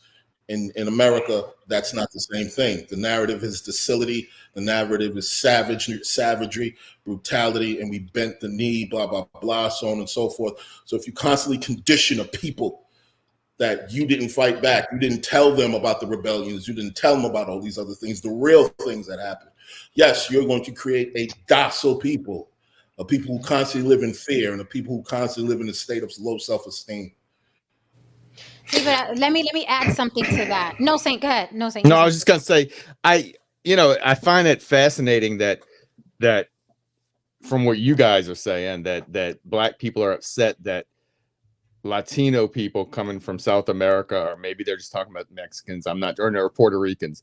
But I find that fascinating because there are Afro Latinos, as Jen says, in Colombia, but there's also the Latinos that are running the place, right? The adjacent to white Latinos who are Europeans mixed with indigenous people. So Europeans mixed with indigenous people are not going to identify as Black. I wouldn't know why. How could you expect them to? And they're in a totally different culture than America. Right. It doesn't make sense. No, saying don't even try to make sense of it. It doesn't make sense. And here's the thing. Welcome, Jabari Bryant. We haven't seen you since forever. How are you? Hey, sorry. Let me mute the other one. No worries. So I do want to say this. I got some pushback from Mr. Research because he says that Black people tried to kumbaya with everybody. I disagree. When Black people include Latins, Colombians, whatever, as Black people, it's never a kumbaya. And kumbaya doesn't mean what we think it means, by the way. But I know he's using it, kumbaya, as in like, oh, I'm trying to include. I've never heard a Black person include me as being Black in a affectionate way, in an endearing way, in a way where it's like, hey, sis, I'm Black, you're Black too. It's always, Trump threw them bounty towels at y'all. You see y'all Black too? Oh, you see you, you see you Black too? If you get pulled over by the cops, you gonna find out you Black too. It's never in an endearing way. It has nothing to do with kumbaya. It comes from a place of lack. It comes from a place of self-hate. It comes from a place of, I want to share my misery with you, and I don't like that you may get treated a little better. I don't like that you have your own flag. I don't like that you have a second language. It never comes from a place, an endearing place. It's not a kumbaya place. It's always, you Black too. Paul Mooney, very direct. Puerto Ricans is just some niggas that could swim. That was an endearing. Godfrey, well, me no black. Dominicans don't want to be Black. And I challenged Godfrey. He backed out. He didn't show up for it. So I challenged him with it. He didn't want to come debate it. But it always comes from a very negative place. It's not. If it was kumbaya, I'd be with it. I'd be completely with it. So 10-second reply. You're absolutely right on everything. There's no rebuttal to that. But two things do exist at the same time. What I meant by kumbaya is our policies through the Black Caucus, through getting passports, Black dark-skinned, back in the time when people used to call them grito. I'm not going to say the entire word. Now they're known as morenos and morenas. They were sent back, but the blancas could stay. We used our Black Caucus, because anytime I talk, I'm talking political. I'm talking policy. I'm not talking anecdotal or insular. So policy-wise, we try to help. Even right now, today, Mr. Al Green has 3 bills helping Nigeria. So we constantly are pushing bills to help. I'm going to do a video on how Paul Robeson had his passport blocked. They were blocking melanated passports for a very long time. So there's a lot of political history people don't know, but you're absolutely right on your on the ground experience. What we do as Americans unfairly, we don't articulate, and that's one of the reasons why I put myself forward. We don't articulate things the way we do. It just comes out as aggressive pain, aggressive trauma. And we really need to take a step back and say, you see what I mean? You see them policies? Instead of emotion. And I will say, before we pass the mic to Jabari, I will say your trauma is your fucking responsibility. And let's be clear, nobody was on the plantation. None of us. Not a one. Not our mamas and not our grandmothers. They were not on the plantation. My mother for the record. was. My mother was. Okay, your mother was. So here's the thing. You have to fix that trauma. It's not my problem. You have to fix that trauma. And I think that's the biggest issue with everyone across the board. True. I'm not responsible for your trauma. I'm not responsible for your American PTSD. I'm not responsible. To answer this fool, oh my Vegatron, when I say I want reparations, I'm being very facetious. I don't believe in reparations. Whatever the fuck I want, I go out and work for. I'm not waiting for Whitey in the fucking White House to give me a goddamn thing. So you got the wrong Puerto Rican. Okay? When I say I want reparations, I want to sound just as stupid as you sound. I don't need reparations. I'm good. Enjoy trying to get it. With that said, I'm passing the mic to Jabari. And good luck with it. Hope you get your reparations. First of all, hey everybody, it's been a while. Hey Jabari, been Hey, a minute. Jabari. Crazy. And I'm coaching high school football now in my spare time. Like I have spare time, so that's been why I missed so many of the shows live. I do try to go in and comment and buy you a smoothie at least once a week, but that's a whole nother. You do. Thank you. I know you had a rebut for Mr. Yes. Research. Yeah, I'm a researcher too, as the rest of the panel knows. I just think it's important. You mentioned the whole flag thing. If we had our own flag, and you mentioned that you started with Clinton, and there were periods. I think you have to go much further back to really understand why immigrants kind of disregard Black people, and how it's not just a recent phenomenon. You can go all the way back to, it was a period post Reconstruction from about 1870 until about 1920. Blacks operated in a period of extreme racism, but extreme success. There were businesses that were opened. There were whole communities that were set up independent of the white community, and these people wanted nothing except to be left alone. And you have the Booker T versus the W.E.B. Du Bois. Du Bois, despite getting all of these accolades today, wasn't. He wanted to assimilate. He said, you go to school, you get educated, and you'll be respected by the powers that be. And then you had this guy living down south on the other side of the coin, who lived under the constant threat of lynchings, who actually was in, as we say, the shit. And I don't know if I can cuss, YouTube. Oh yeah, we cuss a lot. Well, YouTube's been going crazy on flagging things. And, yeah, that's true. They've been blocking stuff. For real. And I don't want to get Jen's. Anyway, you're right. So Booker T came along and said, that's not how you negotiate. You don't negotiate from weakness, which is what people are trying to do today. They're trying to negotiate from weakness. You negotiate from strength by saying, oh, we can't stay in your hotels, or we'll open our own. Your hotel's 5-star, we'll open a 5-star hotel. You don't let us get loans in your banks, we'll open our own banks. And there's a bank is based out of Savannah, my hometown, Carver State Bank. And if you go to Central Georgia, something along the lines of 30% of white farmers in Central Georgia bank with Carver State, which was the Black-owned bank. Because during the Great Depression, during the 30s, it was the only bank that would loan them money for their seed, for their equipment, things like that. And their families, generations later, still bank with them. These aren't the successes that we're told about. And immigrants know of our past. They know that there was this period where we thrived. And now what we accept is mediocrity. What we accept are the scraps from the table. They don't respect us because we don't respect our past. We don't respect what happened. We don't respect our ancestors. And if you go anywhere else in the world, respecting and appreciating your ancestry is paramount. Whether you're in China, whether you're in Africa, whether you're in South America, having a respect for your ancestors is paramount. And as Black Americans, we don't. All we embrace is the lies that we are told about slavery. Oh, slavery was bad, which it was. Slavery was oppressive, which it was. But guess what?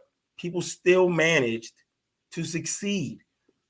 They still managed to succeed, and they still managed to build businesses. And we lost all of these things chasing the dream of assimilation.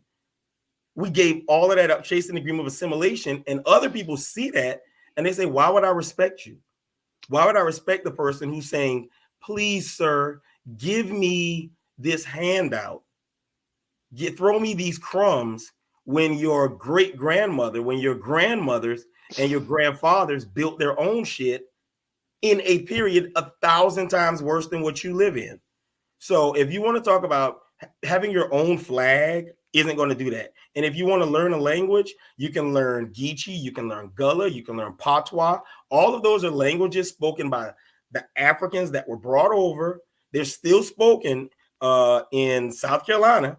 You can still go to the area in between, just north of where I'm from, Charleston, Georgia, by Charleston. from Charleston to Brunswick, Georgia. And you will still hear Gullah. You will still hear Geechee. If you go to Louisiana, you will still hear Patois spoken, the same Patois spoken in Haiti. So it's not a question of language. It's not a question of a flag. It's a question of you're not respected because you don't respect yourself. And you don't respect yourself because you don't understand your history. We're the only people in this country who allow other people to tell us our history. And I'm done. So I love it. 10 seconds. Everything you said is absolutely true. No pushback. The only thing I say to people is you in the audience, y'all decide. The only thing I'm offering is a different way of thinking. There are 4 different types of Black experiences. The Oklahoma Blacks are different from the New York Blacks. The Southern Blacks are different from the gun-toting West Coast Blacks. All existing at the same time, but having totally different stories on what and what is not oppression. Those gun-toting Blacks, they had no problem with a lot of that stuff because they was dropping people. Oklahoma Blacks, they got away from people and created, and so on and so forth. The New York Blacks are oblivious to half of the stuff the Southern Blacks were going through. So all I say is, whatever you think is best, create it. If people don't like C. Trey's advice or suggestions, make a 5.0 engine. You don't have to settle for my 2.0. Make a 5.0 engine. But what I would encourage us not to do, speaking on solutions, let's not, and I'm not saying you did this, Jabbar, but let's not get into the you can't, it won't work, lecture, you must agree with me in my echo chamber. Let's not do that. Create 5.0 and then do your 5.0 version. Everything can exist at the same time. I just want to see more managers and owners, and to your credit, less complaints. May I jump in again? I agree. I'm not necessarily disputing what you're saying, and I don't want to come across that way. I just wanted to make sure that we lay the foundations of why we're not respected. I mean, and there's no nice way to put that. Why we're not respected. And that's I have Africans that married into my family, Nigerians, Yoruba. They don't like to be called Nigerians. I have Yoruba. I'm about to say Yoruba. I have Yoruba who have married into my family, and there's contention. And we do political Sunday dinners where we really debate. Oh my gosh! I know. Is it like really? Yeah, hard to believe for my family, but you get pushback, and you get real pushback, because Mr. Research, I'm the conservative in my family, even though I'm winning some people over. What was y'all Black conservatives the other day? We was looking for you.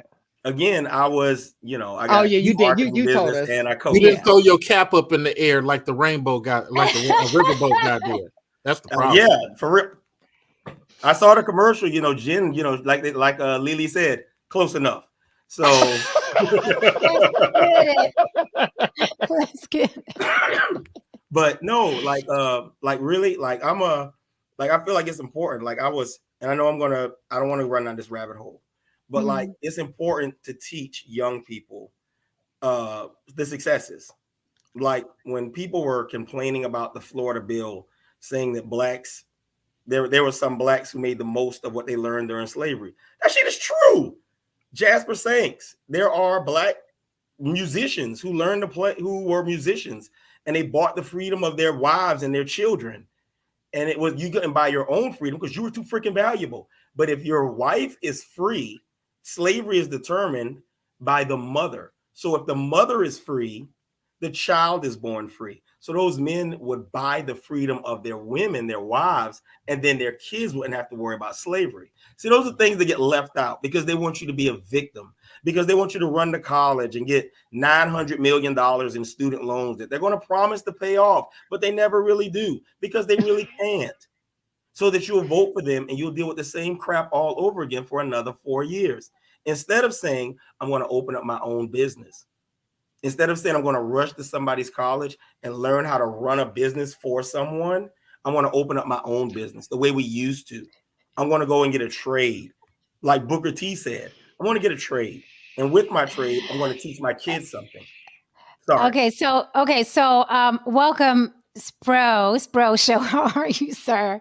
You came on the tail end of the show, so I know you got some bombs with you. Shout out to Crazy Legs, Rock Steady Crew. Don't forget Crazy Legs PR Fest is at the end of this month, September 21st to 23rd, right? Crazy Legs PR Festival, the 10th year anniversary. If you are in New York City, pull up. If you can't pull up, follow Crazy Legs on Instagram to get all the details of the special guest. It's going to be the place to be, September 22nd to 23rd. If I am not correct, he will correct me, but I believe those are the dates. Also, see you there, Crazy Legs. I'll be there. Respect yay! Crazy Legs, by the way. Big fan, man. Big fan. And he got an award, or Roberto Clemente Humanitarian Award, for all his work, his relief efforts in Puerto Rico. So Crazy Legs, let me tell you, he's popping right now. So let me say this, because there's a war going on. We're at the tail end. This is really good. We need the conservatives back, please, because we were looking for you guys the other day. I understand you were busy though. There's a little war going on in the chat. Some people are saying that race is a social construct. Some other people are arguing that it is DNA. What say you, panel? Is it DNA or is it a social construct? People, no, it's not. No, it's DNA. No. I mean, if you find bones somewhere, buried somewhere, you can test for DNA and find the race of those bones. So which is it, a social construct or DNA? Haplogroup is a social construct. Phenotype is a social construct. It is a political way to separate a human so that another group can get some type of power. So social construct. I think it's a total social construct, because is a white leopard different than a regular leopard? Is an albino leopard different than is an albino tiger genetically different? You can tell, what they're able to tell, generally speaking, is where you're from. They can tell basically where you're from. They can say you're East African. They can say you were Northern European. If you want to look at the DNA, genetically, the Irish and North Africans are pretty much the same genetically. They can tell where you're from more than they can tell what color, what level of melanin was in your skin. That's my take. And that's based on, and I'm open to scientific research that proves anything different, but all the science that I've read, it can tell where you're from, not what you look like, which is why we have to guess a person's melanin. Okay. Really quickly, thank you for the super chat. Adam Hearn says, a lot of Black immigrants come from countries where other Black people were the oppressors. Black immigrants that migrated before independence of the UK assimilated with FBA, Farrakhan, Powell, and Carmichael. Very true. Okay. Black people were the oppressors. I'm sorry. I got to push back against that. Okay. Black people were the oppressors in Africa because there were Black people in charge in Africa. White people were oppressing white people in Europe because that's what their neighbors. My issue with that comment is, like, slavery existed everywhere because people enslaved their neighbors. Like that's just how it worked. And once we figured out that we could sell our neighbors to other people, that's when you had the sub-Saharan slave trade. That's when you had the transnational slave trade. That's when you had blacks being sent to Madagascar and Asians being sent to Eastern Europe. So, I mean, the idea that, it's because black people were oppressors there, because we had black people in charge. Black people ran Mali. Mali was a major empire. Mali enslaved their neighbors. When we think about Mansa Musa, the richest man who ever lived, we think gold. They moved slaves. They cornered the market in slaves, gold, and salt. Slaves, gold, and salt. When he went to Mecca, he took thousands of slaves with him to demonstrate his wealth. So, I mean, I think we just so is that so okay, so then that but so then someone can argue then why so much emphasis on white slave owners? Isn't there a thin line? So then why so much emphasis on white slave owners? Why are you mad at white slave owners if Africans, Mansa Musa, and everybody, the Irish, the Asians had slaves? Why the big hard on for white slave owners? Because in the grand scheme of all time since humans have been here, that was only 300 years ago. It's just the last time that someone really fucked up. And it's easier to disagree, point out who fucked up. I mean, it's so I think the only so when it comes to race, one could argue that race is a social construct, but that again, what are we talking about? Definitions keep changing in our society these days. True. So we talk about race and ethnicity, like just kind of like what the brother was saying, like, you know, yeah, they can do DNA tracing, like after you're long dead and gone, even from your bones, you know, there's enough stuff there that they can tell what region of the world at least you originated from, right? Whether or not you were born there or not, you know. So like there's something to that, but again, it's kind of like what he was saying about the albino tigers, like we're the same animal. So race in the way that it is the majority talks about it today, yes, is a social construct. So Jen, I'm going to jump back to your question. I disagree. Servitude is different from indentured. Indentured is different from how, let's say, Native Americans have you pick up all the boo-boo in the camp. Nobody is just walking around cutting off your testicles, whipping artwork into your back, burning you for fun, bringing children out to watch you hang. American servitude, a la Hitler's quote, is where he claims to have learned to be so abusive. This is his quote. So American slavery is totally different. You think American slavery is the most egregious example? Hold on, sir. That's why I didn't interrupt you. It is totally different from what the Arabs did on the land during the time of Mali. And that's totally different when the god Bomazi was running the land and there was no Christian or Islam. These are totally different experiences. This slavery is similar to what the Slavics went through, similar to what the Irish, of course, went through, and similar to what some of the temple makers went through. This is a abusive, extremely abusive, different type of thing. At least, and I land by saying this, and I'll give the thing to Jabari. At least in all those other slavery examples, those people got to wrap their children in their traditional cloths and traditional garments and keep their traditional third and second language. This experience here was a totally different thing. But I say that to the audience, not to push back on anybody on stage. Go ahead, sir. Can't hear you, Jabari. Jabari, you muted. I always mute because my dog is in here. I apologize. I have to disagree 1,000%. The Arab slave trade, they enslaved the men and the boys. They castrated them at the beginning of the trip. If you fell behind, they cut your head off. They forced you to not only give up your language, but you had to convert to Islam if you survived. Those were the Janissaries. And if you're talking about the women that were chosen, that were selected to be in a part of a harem, if your child wasn't selected to be the child that inherited, all of your kids were killed when the next person took over. You were regularly whipped. They whipped people every week in the Islamic slave trade. And it didn't end until the 1930s.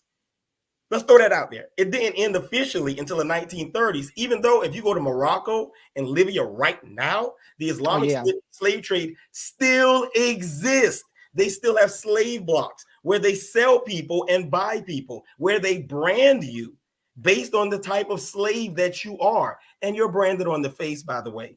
And when you die, you are not allowed to have the rights of your religion. And anything, if you disagree with me, look at the UN. The UN has a report on this right now. Look at the women's group, the different women's groups, International Women's Group, CARE. The International Women's Group, CARE. They have reports on this from this year, 2023. Who does this?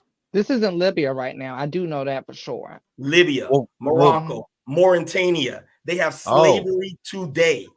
Well, these are obviously white Moroccans, and like they're white, obviously. Far worse. These are not white people. Okay, so then they have to be from what you're saying. Yes, these white people in Morocco and Mauritania and Libya. Okay, so then is there some truth? So is there some truth to what Spro is saying? The only reason that slavery is made a big deal of, specifically whitey, and the white people, the good white folks, is because we're here, and it's because it's the most recent, not because it's the most horrible. Spoiled brats. That's also why. Because it was here. Because it was here. That's the reason. It's not because it was the most recent, because it still exists. How can you be the most recent when you still exist? Slavery is still a thing. I know that this really hurts people. It shakes your idea of world history, but the British and the Americans ended the international slave trade. Gasp! No. Big fact. Spro is stupid. Big fact. Stop. And the British, hold on. Queen Victoria didn't do that, sir. And the British and the French ended slavery in Africa. Queen Victoria didn't do that, sir? Is that what you're saying? I'm saying. No, not you, Jabril. Europe is the source of all evil. You're wrong. Oh, you're just here to troll. Okay. Yes, he's savagely trolling. With the trolling, thank you so much for the super chat, Crazy Legs. Great to see you're still on the block in the middle of this madness. Let's not troll, though. Let's really talk about this with the few minutes we have left. I think we're going to have a part 2. But let's not troll. Let's be serious. Because that, to me, is very, it's like a fucking a huge Times Square light bulb.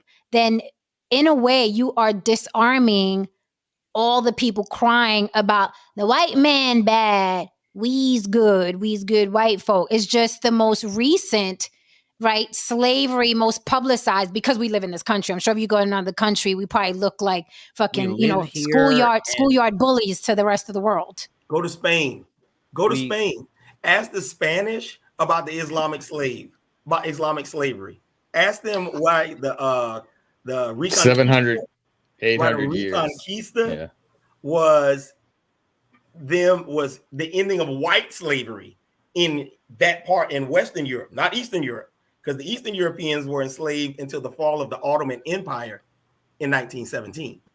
And I would actually argue that slavery is still going on here in this country. It's just been rebranded. And I'm gonna give you the perfect example.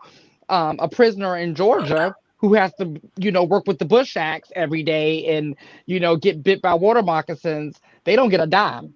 Like, in most prisons, they get something. They either get a sentence commuted, or they get a dime. It could be a dime. They get nothing in Georgia, and they work harder than most, like 9 to 5. That's drawing. That's drawing. Give them a dime. I know this for a fact. Yeah, the way they do it, and I live in Georgia, so it's true. I did prison time in Georgia. I know this for a fact. If you get some sentences, you make like 31 cents a day. But other sentences, you can be sentenced. If you're sentenced to hard labor, I think if it's hard labor, you get 31 cents a day. If you're not sentenced to hard labor in Georgia, you do not get anything for your time even if they put you on a chain gang, I was even just if about to they say. have you working, If even if you're they have you doing sentenced to all of those hard things, labor, you So shouldn't let get me. paid. So it doesn't- so if Mr. it's Research. Wait. not So Yeah, I'm just waiting for them to finish. okay, Go ahead. I would like you to respond because that's pretty interesting when you think about other people that hold, have slaves, and you're like, no, there's a difference between indentured and whatever. But if other people getting their penises cut off and whipped, then how do you Square it. rationalize that we had the worst sort of slavery here in America? Right. So let me run it. So sometimes people try to shout down, and what I want the audience to do is make up your own decision. So when I give you information, I'm giving you timelines and things of that nature. I'm just not making a believe me because I say so speech. Got 1,600 books of African history going back to Iron Age, as well as been to 4 points of Africa. So with that said, he is correct on this one part. Regionally, you would have episodes of this and that happen throughout history, especially after the 610 war that Arab had in 610 BC. So he's correct. What we're talking about is an area very small. We're talking about the southern states primarily. We're talking about when Queen Victoria ended that version of England participating, they went to breeding them on within these states. That's just something the audience can go research. That way you can decide what's true, what's not true. I don't want you to have an echo chamber in the audience. I want you to read. I don't want you to believe me or the other gentleman. I want you to compare both of what we said and go research and see what you come up with. That's the most powerful thing I can give you and your grandchildren. So with all that said, what we had here was in a condensed situation. It wasn't several nations, all that type. Yeah, of course that happened, but not in the condensed nature that it happened here. So even if I were to agree, because I love debating, even if I were to agree with what the gentlemen are saying, let me just pause this to you. Let us, and I'm speaking on behalf of my foundational people, let us foundational people fight the Congress on our own. Try not to weaponize your tonsils to say what we should and should not do. As long as we're not doing against what Jen talked about earlier, trying to shame immigrants and make them feel bad, I don't think that's cool. I have always spoke up against that. Let us politically do what we need to do, because here's what happens when we do go to Congress floor, because I'm part of ADOS Sacramento. They take snippets of some of you black faces who don't want us to have this political opportunity. You just want us to work harder. I get it. But this is a brand new thing of working harder. This is Obama. We not so long ago were extremely victimized with the Ronald Reagan and Clinton policies. This whole jail expansion, I've been locked up in jail for traffic more than I ever did for doing crime, yet I have no convictions. Let that sink in your head. Yet I have no convictions. Because jail expansion, a policy that you would think, oh, you know you're doing a crime. See, black folks try to use their face to just say stuff sometimes. People have policies here in America. We have to fight those policies. Are we making money now in the age of after Obama? Of course, because Dick Cheney took all these jobs and all this stuff away. It was totally different when Clinton was here. But thank you. I just appreciate you guys having this concern. I just say, hey, we're going to continue to do what we do politically. And if you guys are really upset at some of this stuff on this work hard stuff, when you see these Syrians do the exact same thing, I want you to keep that same energy. When you see the people want another $1 trillion to go over to the Dead Sea, I want you to come on these mics and keep that same energy. Don't do it only when it's a black person. When you see these other folks do it, keep that same energy. Get on your loud mic and talk. Wait a minute. Wait, I want you to be specific. What do you mean when we see the Syrians do what exactly? We should jump on the mics. When they start politically trying to get money out of Congress. Now, isn't that unfair though? Like we don't live in Syria, we live here. So aren't we going to have an opinion about what's going on here, not in Syria? Isn't that kind of unrealistic? No. Syrians who live here trying to get money out of here. Here. We still pay Nazi German. There was 2 Nazi Germans that we've been paying Social Security to for years living in Germany. Word. What you guys got to understand, there are political things happening that sometimes other folks are not aware of. And it's unfair when we attack y'all the way Jen got attacked verbally as Americans. But when you're fighting against some of the policies that we're trying to get done, you're kind of not realizing that there's some things happening beyond your bubble. So if you see a Syrian, if you see some of these Afghanistans fighting for stuff in the next couple of years, I want you to get on your big microphones.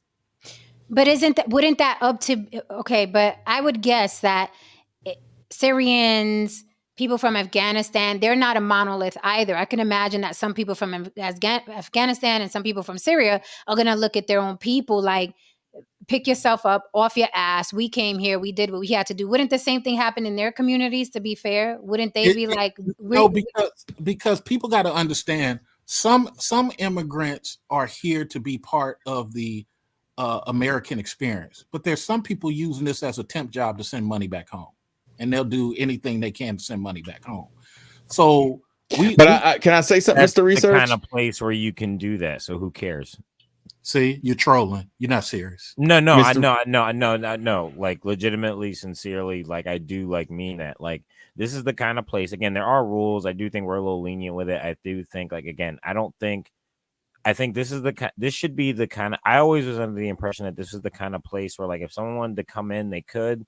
You know, there were certain things that they had to go through. However, it wasn't like the kind of thing where like no one couldn't. You know. And it was the kind of place where like anyone could make anything of themselves, no matter where you came from. Maybe some have to work harder than others, but it really is the best place on earth. It has a lot of bullshit, and like our history is like fucked, but that's like everywhere on the planet. And like America is a baby in comparison to everywhere else in the world. The unfortunate thing, you're minimizing without understanding the historical things. Okay, even with the historical, what of that knowledge? Okay, so America's evil and like slavery. Oh, fuck me. So like, okay, so what? You really got to read more, sir. You really got to. No, what I'm saying is, what is one to do with the info? Like, what of it? Do you get what I mean? Like, what of it? Even if it's like, okay, so like, even if every like whatever worldview that you have, and like, I don't think I fully understand it, and like, you know, because you know it's been brief.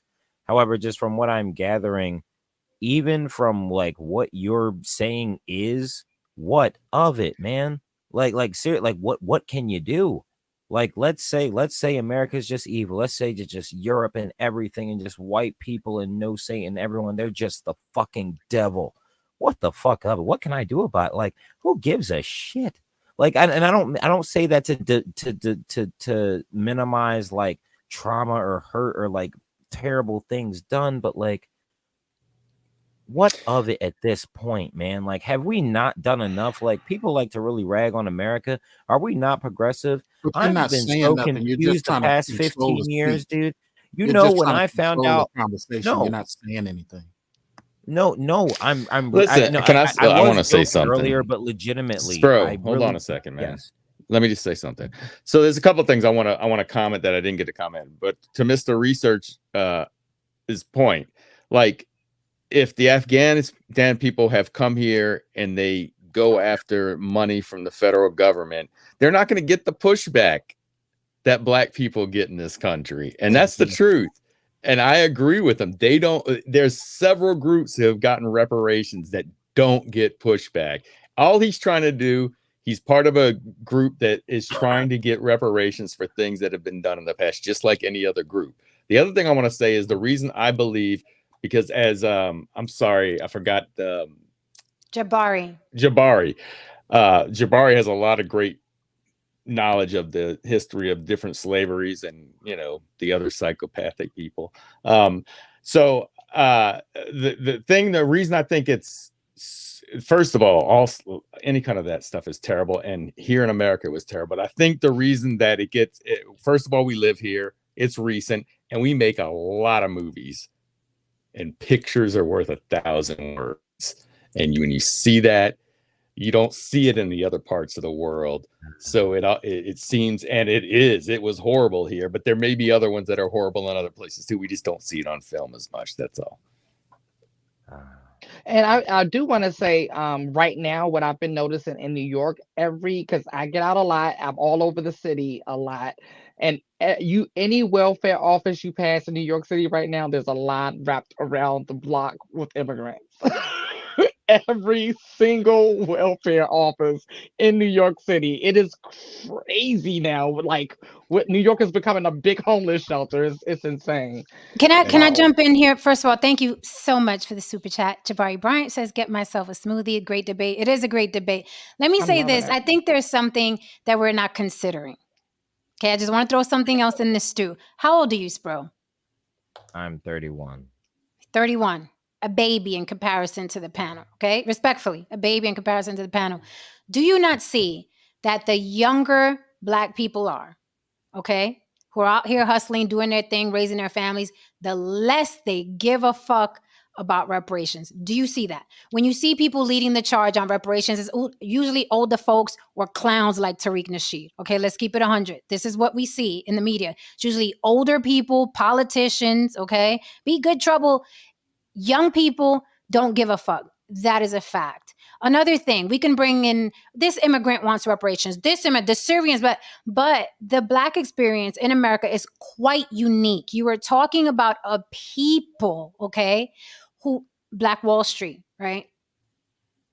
You're talking about a people who are now millionaires and billionaires in this country. So it's really hard to convince an entire demographic of Black people that they need reparations when millionaires and billionaires are popping up every day, okay, that are your race. And I think that's the glitch. The younger people don't give a fuck. And a lot of Black people are millionaires and billionaires and entrepreneurs, while a whole demographic, no, we still need reparations. And I think that's why there will never be a unanimous decision and vote and desire for reparations. And let me tell you, the older we get, okay, the less Black people that are younger than us gonna give a fuck about reparations. And I think that's something else that you have to consider. He's 31 years old, has a beautiful family, has a great job. He's up here like, what the fuck are you basically belly aching about? Can we move on? Now there's the other side. Oh, Syrian people, you're not pushing back on Syria. You're not pushing back. But the thing is, there are too many Black people, Black excellence, the echelon, the hierarchy, too many of them doing some real badassery shit. Do you not see that they're two separate communities? And I don't want you to answer no Saint. I really want Jabari or Mr. Research to answer that respectfully. I know, but I'm not going to answer. Respectfully. I don't need the liberal thing right now. Respectfully, because they're the ones that are talking about reparations, and the reparations aren't going to affect you. So I would like to hear from them, and then you can chime in respectfully. So here's my quick thing, and then I'll pass it over to Sparrow. We've had several times, I think 3 times, that Black people exhibited the millionaire appearance. And then lo and behold, policies were passed, and then they went back to zero. Or shout out to Ronald Reagan and his Air America. It went back to zero. Mm-hmm. So I understand Mr. Sparrow's point. You know, forget what's happened. Let's make this money. But, you know, Mr. Sparrow might turn around, be 70 years old, and then me be making a different video. I can't believe they did this to us. I can't believe they created a whole handmaid's tale and made everybody my complexion have to only work service jobs. Why can't I get a manager job? See, young people. That's speculation, though. I think honestly, I think the age 45, 50 and over, I think you guys would be saying that. I don't think Sproul will be saying that. Okay. It's a whole different world. Okay, let me Ronald Reagan is no longer in office. He's no longer let me be here. fair to it. Okay. Shut up, Americans. Just make this money. It doesn't matter. If other people do what they need to do politically, let's satisfy these people by not saying nothing and just make this money. And look, I'm kind of not mad at that, but I want us to be savage about it. Because if these other people don't want us to have no political conversation ever to satisfy their egos, then we need to use this money and attack them savagely. Because two things, you can't mute my American people and then simultaneously, when it's convenient in 2035, possibly have your turn at Congress. That ain't gonna fly either. But I think the whole point is people are just uncomfortable with us having a political conversation in peace, and they just want us to shut up and dribble. Go ahead, Mr. Sparrow. Okay, really quickly, I do want to point this out because this proves my point. Mayan King Revisited said there was Black excellence during slavery and Jim Crow era. Yeah, there are Black people that are going to do the damn thing. There are Black people who, from the beginning of time, have done the damn thing. And then there are others that are like, when are you going to pay us back for X, Y, and Z? That is a fact. It's not a rumor. It's not fake. That is a fact. And it's even happening today. I'm just saying that the older we get, the younger people coming in who are making more money, who are more stable, are like, what are we doing? Right? Jabari, I'm sorry, you were saying. No, I was going to make that same point. And I hear you mentioned in the 80s and Ronald Reagan, and I want to say it was 1983 or 1984 in the height of the Reagan era. The trader of the quarter twice in that year was a Black guy. He made more money on his trades than anybody on the street. Now, granted, they did come for him and all kinds of crap, but fact is, the guy was the trader of the quarter twice. The fact is that the guy who ran American Express, third largest bank, first to second largest creditor in the country, was run by a Black man. And we're talking about a few years ago. So there was never a period where you lost everything. Even in the Greenwood area of Tulsa, which everybody talks about as the race riots of 21. A friend of mine, he was my suite mate.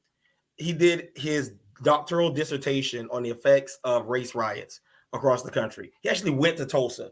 This is the 1990s. He talked to people, some of the survivors that were in books. You can read them. He was published.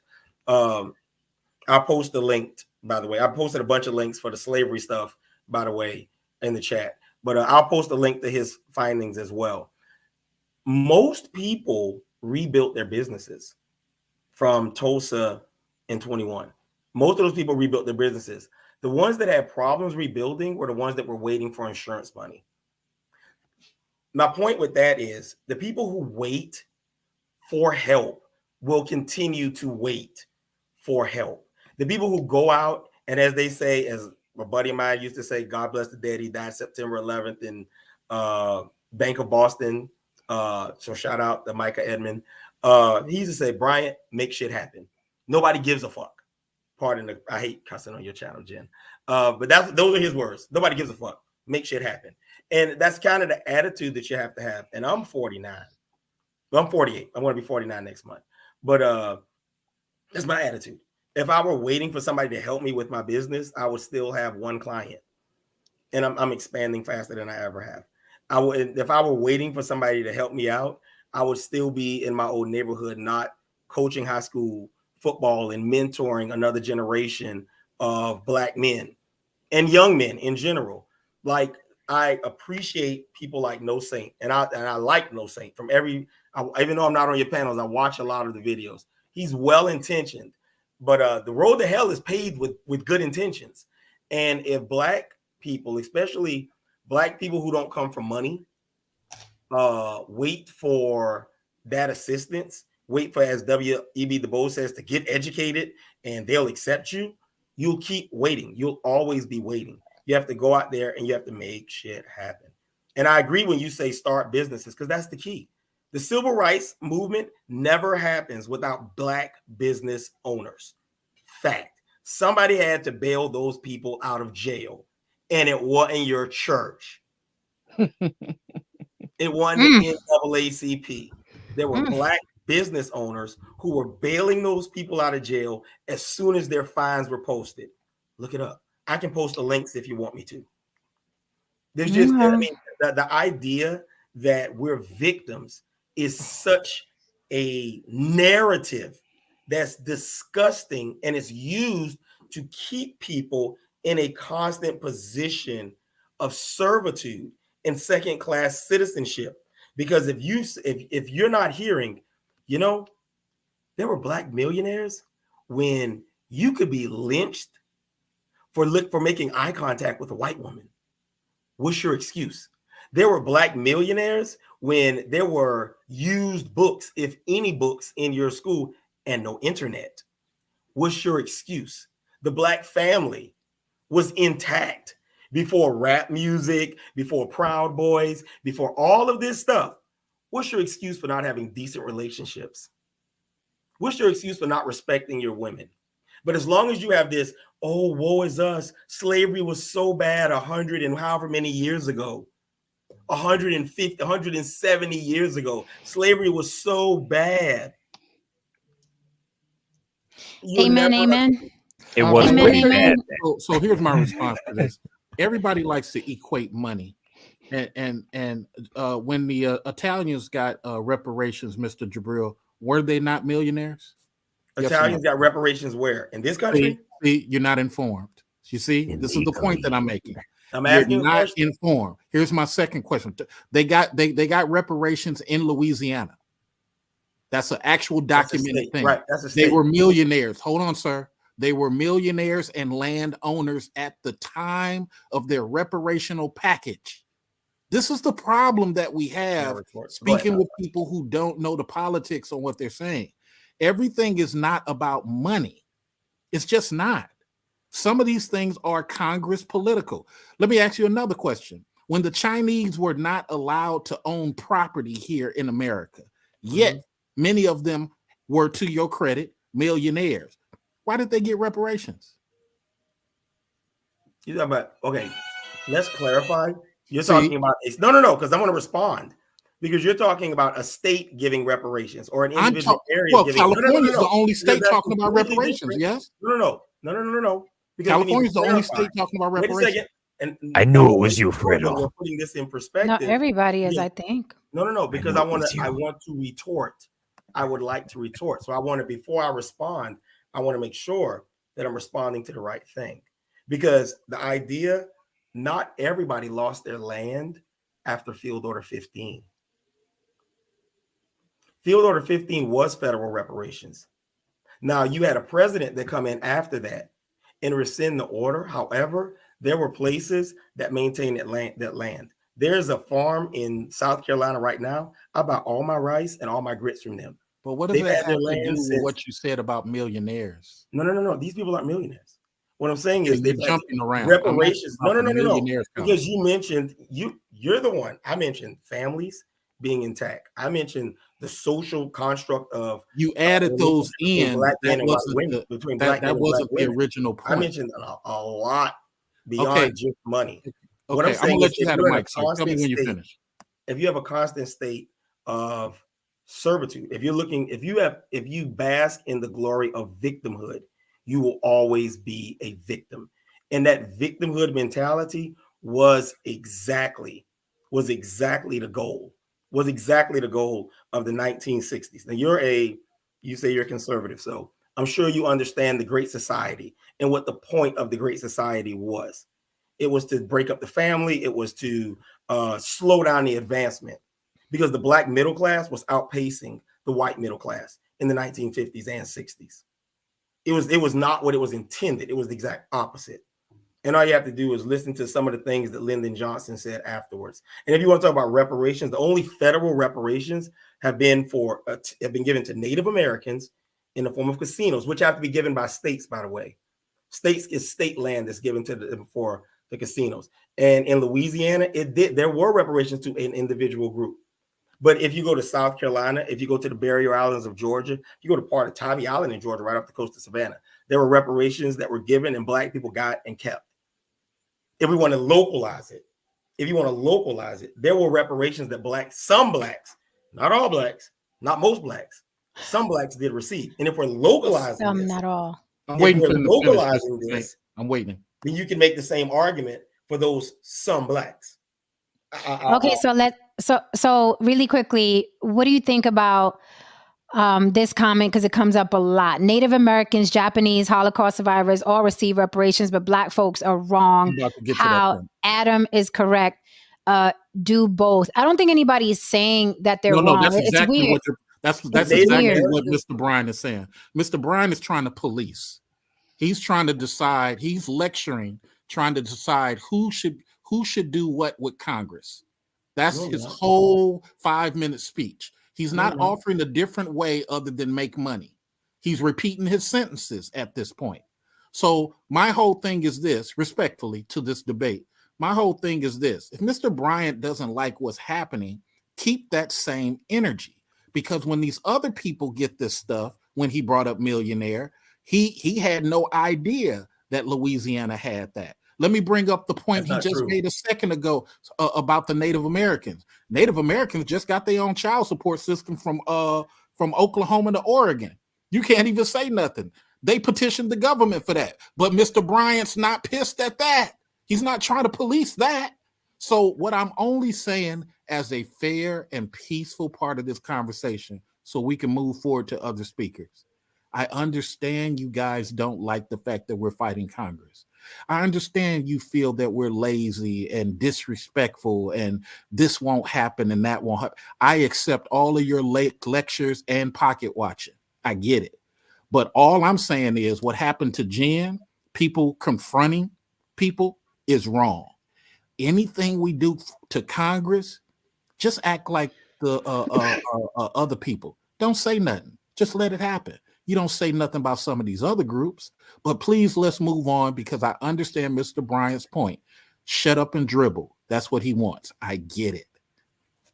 So wait, really quick, wait, Jabari. Wait, Jabari. Hold on. Wait. We got to take care of some bills. The chat does want me to extend the show. I said put 50 on it. This might be lucky. So he got $10 on it. If people can match him, then we are good.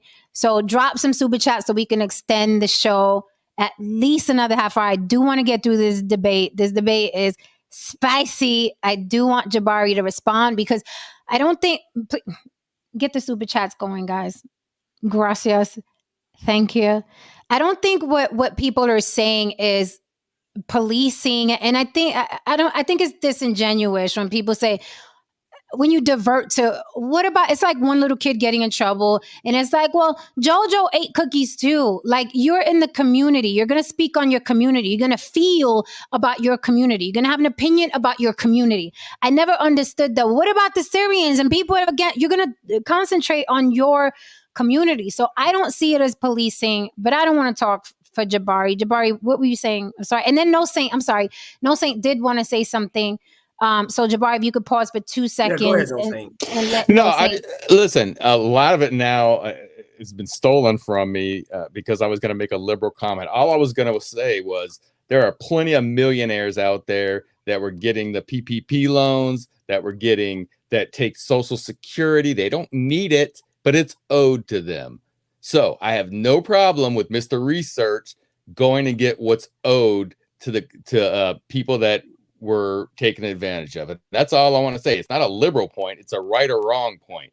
And I don't understand why people would fight against that. And I guarantee you these young people that say we don't need it will be in line getting a check if it's offered. Most of them. Okay, that's different between that. If I was giving out free pizza, you'd show up too. You don't need pizza though. And it is a liberal statement. That's why I paused you because I knew that's what was coming. I know the script. Thank you to This Might Be Risky. Thank you for starting the super chat chain. He says, Jen, looking tired, but we got to keep this going. Contribution towards the 50.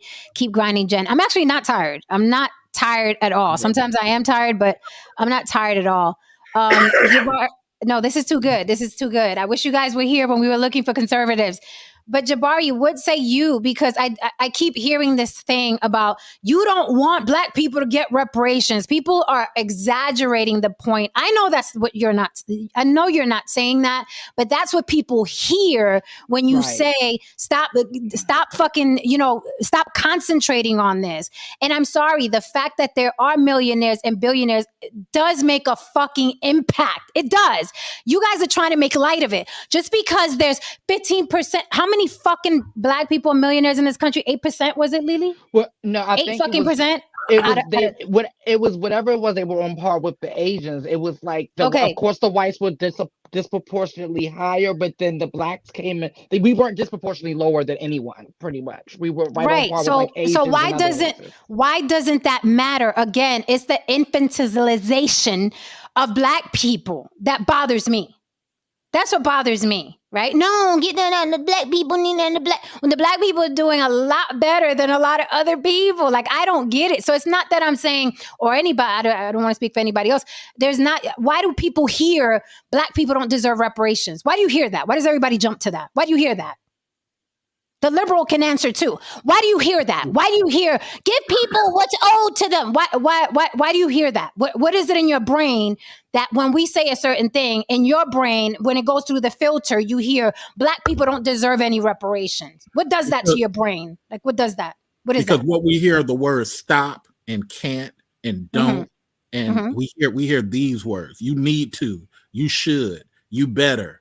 So like I said, the unfortunate thing is we get mixed messages. People who attack folks shouldn't do it. I've told a lot of people who claim they were ADOS, don't do that, because ADOS is a movement against California Congress. It's go start yours in Vermont, but don't just attack people because you muddy up the waters. I understand this conversation. I get it. Shut up and dribble. I totally understand. I'm a political person. That's why you hear me on stage fighting so hard, because I know what shut up and dribble leads to. It leads to other groups being used to darker brown people being mute. And those same groups will go into those same Congress halls and fight for their demographics. They got a whole paper called Code Noir written by Fritz King. Black males love attacking black males. It is a thing. And I say that publicly. If you see somebody doing That's something, every race. Yes, sir. Yes, sir, Mr. Sparrow. That's every race of people. Yes, sir, Mr. Sparrow. If you see someone doing something in Congress, I want Mr. Sparrow to get on this big mic. But guess what? It won't happen. Because to your point, they only want to police. They only want to police their group. They only want to police their area. You guys all went to school. Policing my group.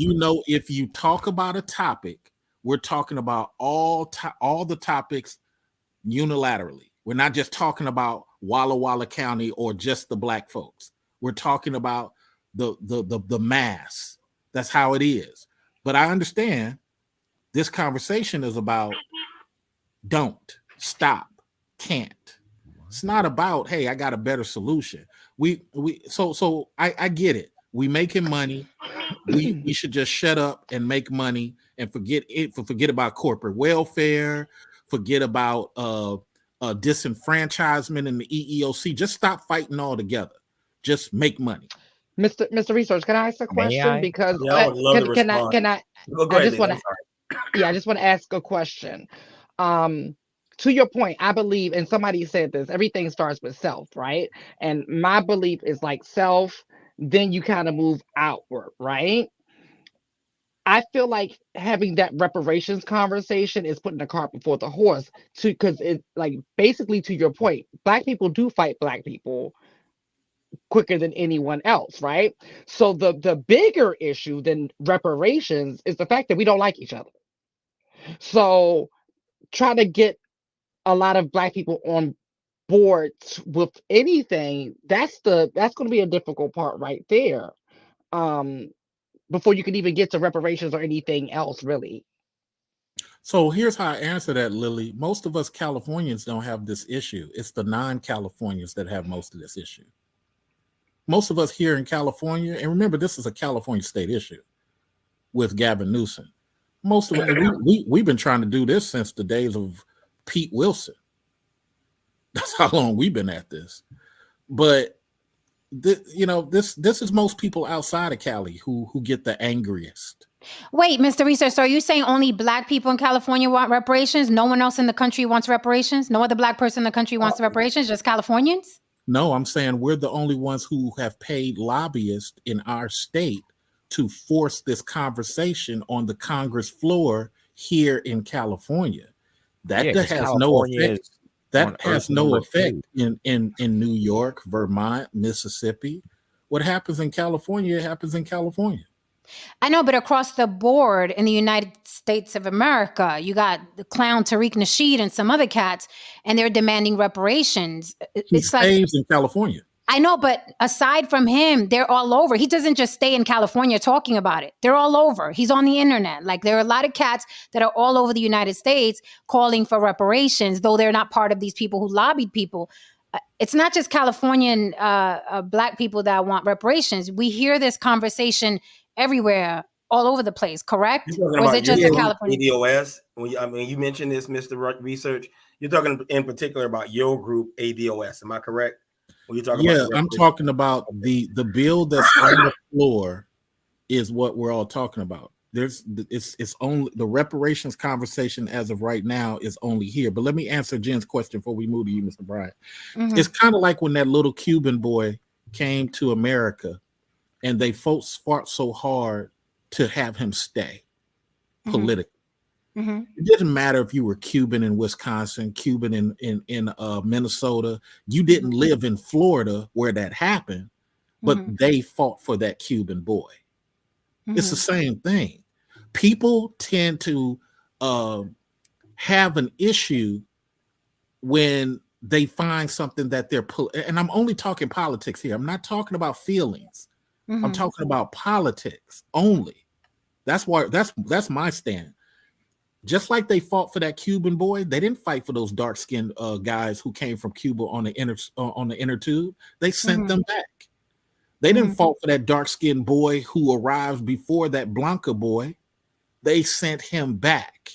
But when this Blanca boy showed up on the shores, people from Seattle to Cali, they felt what's happening in Florida. Yeah, That's but isn't that an effect of media and Media. propaganda? Like, the media tells you who to care for. We see that all day, every day with different cases. Like, the media tells you who to care about, right? Even And though who there are a my lot of my enemies people. queen. are. When we talk about politics, it's the same thing, my queen. Is Mhm. that Lily might have a concern that Mhm. starts tomorrow. Mhm. Okay. Lily will be looking for support, financial support.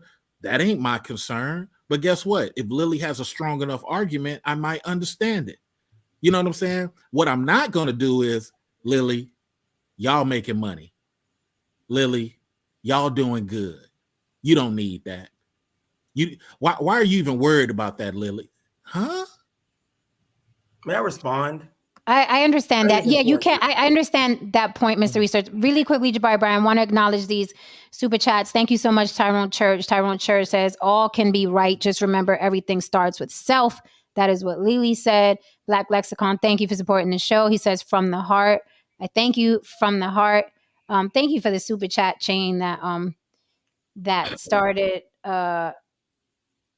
This might be risky. All right, thank you. Jabari, what were you saying? I actually went back and like paused and rolled back. I never said I'm against you lobbying for reparations.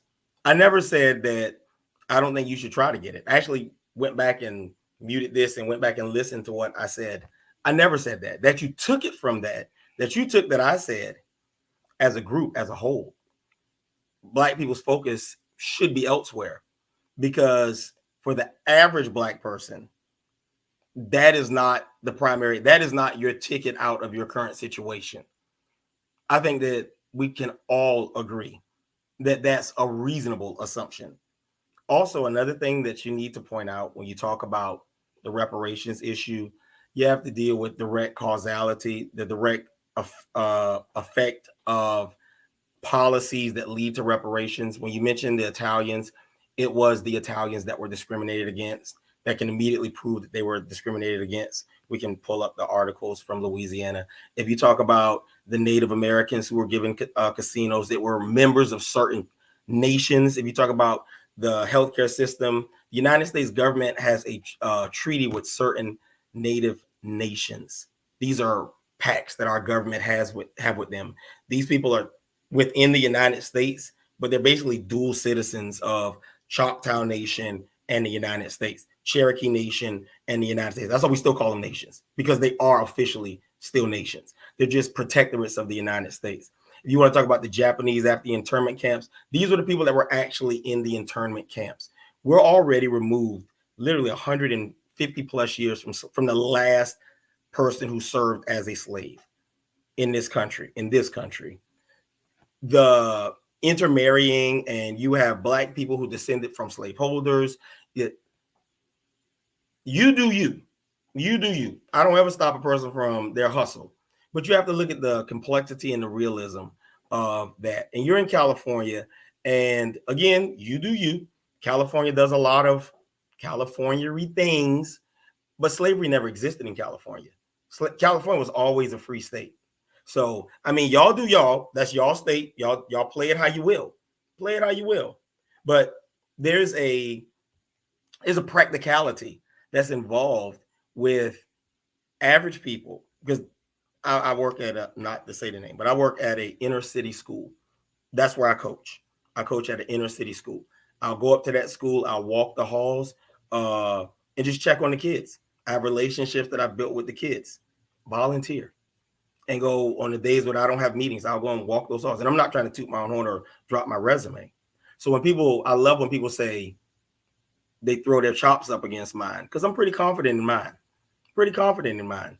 And I also tell those kids, you can't wait for somebody to come and save you. You can't wait. You have to go out there. You have to make it on your own, because if you're waiting, you're going to be waiting. It's been 150 plus years. If you think that it's just going to turn on a dime because you will it, you need to study history. You'd come out better doing what the people did in cities like Wilmington, North Carolina, in Tulsa, in Atlanta, oh my God, in Savannah. These places, you only hear about the horror stories of the race riots. You don't hear what happened afterwards. You don't hear that Atlanta became the city too busy to hate after the 1906 race riot. That when Martin Luther King came to Savannah, he said, and we had a horrible race riot in this city in 1870, horrible one in Savannah. And when Martin Luther King visited Savannah, he said, if the entire South was like this, we wouldn't need a civil rights movement. You don't hear those stories because the money's not there. The oppression isn't there. And when I say oppression, I mean continued oppression today. So I'm not knocking your hustle. I'm not knocking your vision, your goals. If you think that is the way to achieve, go for it. I actually had to listen to make sure I never said that. I never said don't do you. I advocate for lobbying your state house. I know my congressman personally, and he knows me. Lobby people. That's what we don't do as a people. And I mean people of color in general. We don't lobby our elected officials. We let these people that are supposed to represent us kind of do their own thing without our input. Go lobby. I encourage you to do that. I'm happy. I didn't know you were part of ADOS. I actually know about that organization. I've read about it. I don't agree with everything, but hey, I love that you guys are lobbying and trying to make it happen. I would never tell a person not to do that. But to say that should be the primary goal, or you should do that without taking that self-responsibility, that self-determination, that's where it would be an issue. And I didn't even say that that's what you were saying, but I'm telling you that would be my issue with waiting for reparations. I understand history, and it's been 160 years, and you can't prove directly who were the descendants of slaves, who weren't. What if you were enslaved, but your great granddaddy was a slave master that raped your great grandmama? So now you're a slaver, and it's a mess. I understand really quickly. I think Saint, you wanted to say something, right? Okay. Sorry for rambling. No, so I want to say this. I don't think it's shut up and dribble at all. I think that's an exaggeration. I think that was said very specifically by a white person to hit a black man a very specific way. So I don't think the sentiment is shut up and dribble. What I hear is my father. What I hear is my uncles, right? Shut the fuck up and shut the fuck up and get your shit together, right? I don't see it as people are saying a shut up and dribble. That was a whole different situation, reason why it was said. What I hear is stop waiting for someone to save you. Get your shit and your life in order. If you put so much emphasis on someone coming to save you or someone giving you something, right, then you're dependent upon them. That's what you don't want to do as a person of color, specifically in this country because of the country's history. So that's what I hear. I don't hear the shut up and dribble, shut up, you don't deserve anything, you don't need that money, blah, blah. What I hear is my dad. Like, what the fuck are you waiting for? No, I totally get it. I love these words: stop, stop, stop, stop, stop, stop. But then I think echo chamber sometimes doesn't hear itself. Let me speak to Lily real quick. Lily, do you think that the Crown Act that was done here in California was beneficial to people outside of California? I'm not sure if it was or not. Okay. You can, but I'm willing for you to share it with me. So the Crown Act, created here in California, was about people being blocked for their hairdo from employment. That was a real thing. And Black folks who didn't know it was a real thing were the primary attackers. You can't, you won't, you need to stop. Let me repeat. You can't, you won't, you need to stop. This is the problem with me as a Black conservative from the hood, Oakland, proud of it, town business. When we try to explain to people the complexities of Congress and getting things passed, it's like you're being handcuffed and saying, no, not you. You need to do it how I do it. Just focus on this dollar bill. This is why many supremacists are in power, because supremacists do not only focus on dollar bills. Let's change the energy of this conversation while these beautiful people have donated Jen money to give us time. Let's change this just a little bit. Do people on the panel understand that a referendum is more powerful than a law? A referendum is more powerful than a law. Do people on the panel understand? Let me not take that back, not the panel. To the people in the audience, do you understand in the chat room that if you get something passed, money for school locally, that your controller does not have to give it to the school? Do you understand the complexity of law? Guess what? Supremacists understand it.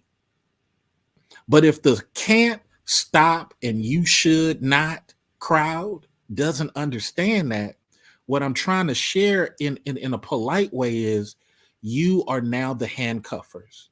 You are now the slave catchers.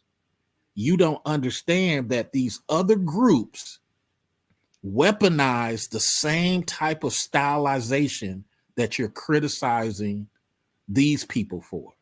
They do it every year. Let me tell you a quick story, and then I'm going to pass the mic. Lyft and Uber. This is something I teach Black men out here in Cali about politics. Lyft and Uber.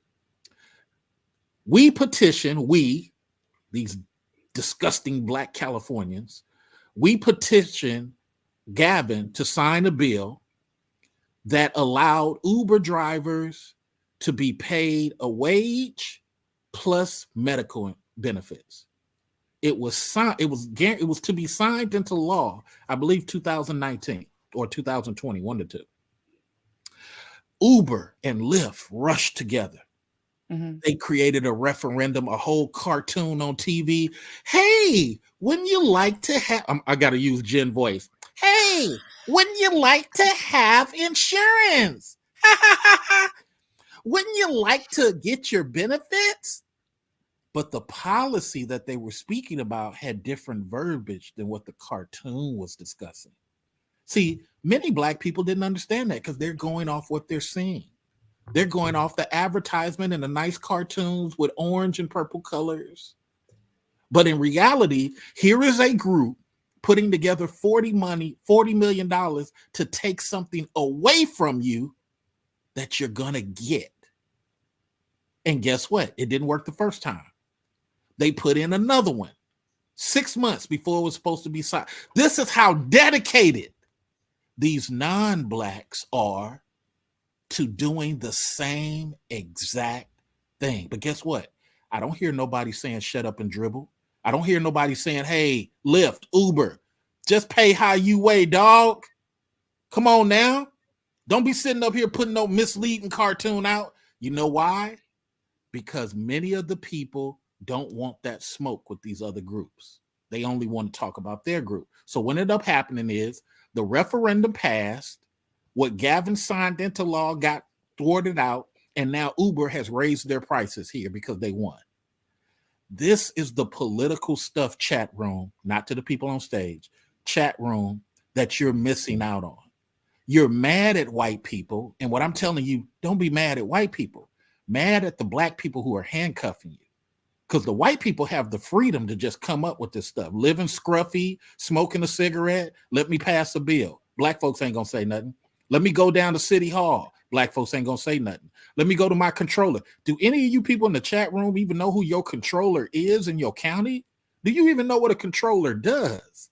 So respectfully to this beautiful conversation, you guys might be right. I might be wrong. The only thing I'm suggesting is, from my lens, I just look at it politically. I don't look at it in Mr. Bryant's point of view of, hey, just go get all that you can get.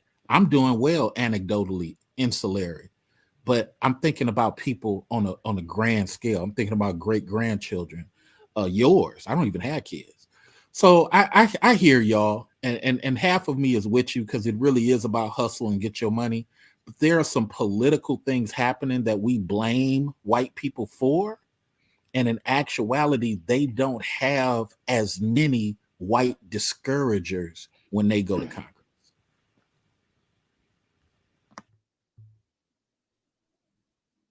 Anybody else? I just want to say I think they're two again. I just think they're two different demographics. I understand the people that are fighting diligently for reparations. Keep up the good fight. Like I told, who was it that I told? I hope you get it. Like I told I hope y'all get it. Hope you get it. I just think that there's a denial that there's this whole other demographic of Black people who don't care, and they have just as much a right to say they don't care as you have a right to say we deserve this. And I'm just saying, the older y'all get, the younger people give less fucks. They're making more money. Very They true. go on, they're making millions on TikTok because they're flying, dancing around and doing cartwheels. It's just, to me, it's a generational thing. I swear, I think it's a generational thing. That's what I think. As I far agree. as like being mad at white people, again, those are two different people. There's a whole demographic that don't give a fuck about a white man, that don't think white men are stopping them, that don't think men are got a boot on their neck. It's two different types of people. I don't deify white people. A lot of other people don't. I don't think white people are holding me back. Fuck them. A lot of other people don't, especially young Black people, especially young Latin people. We don't look at white people the way the older generation looks at white people.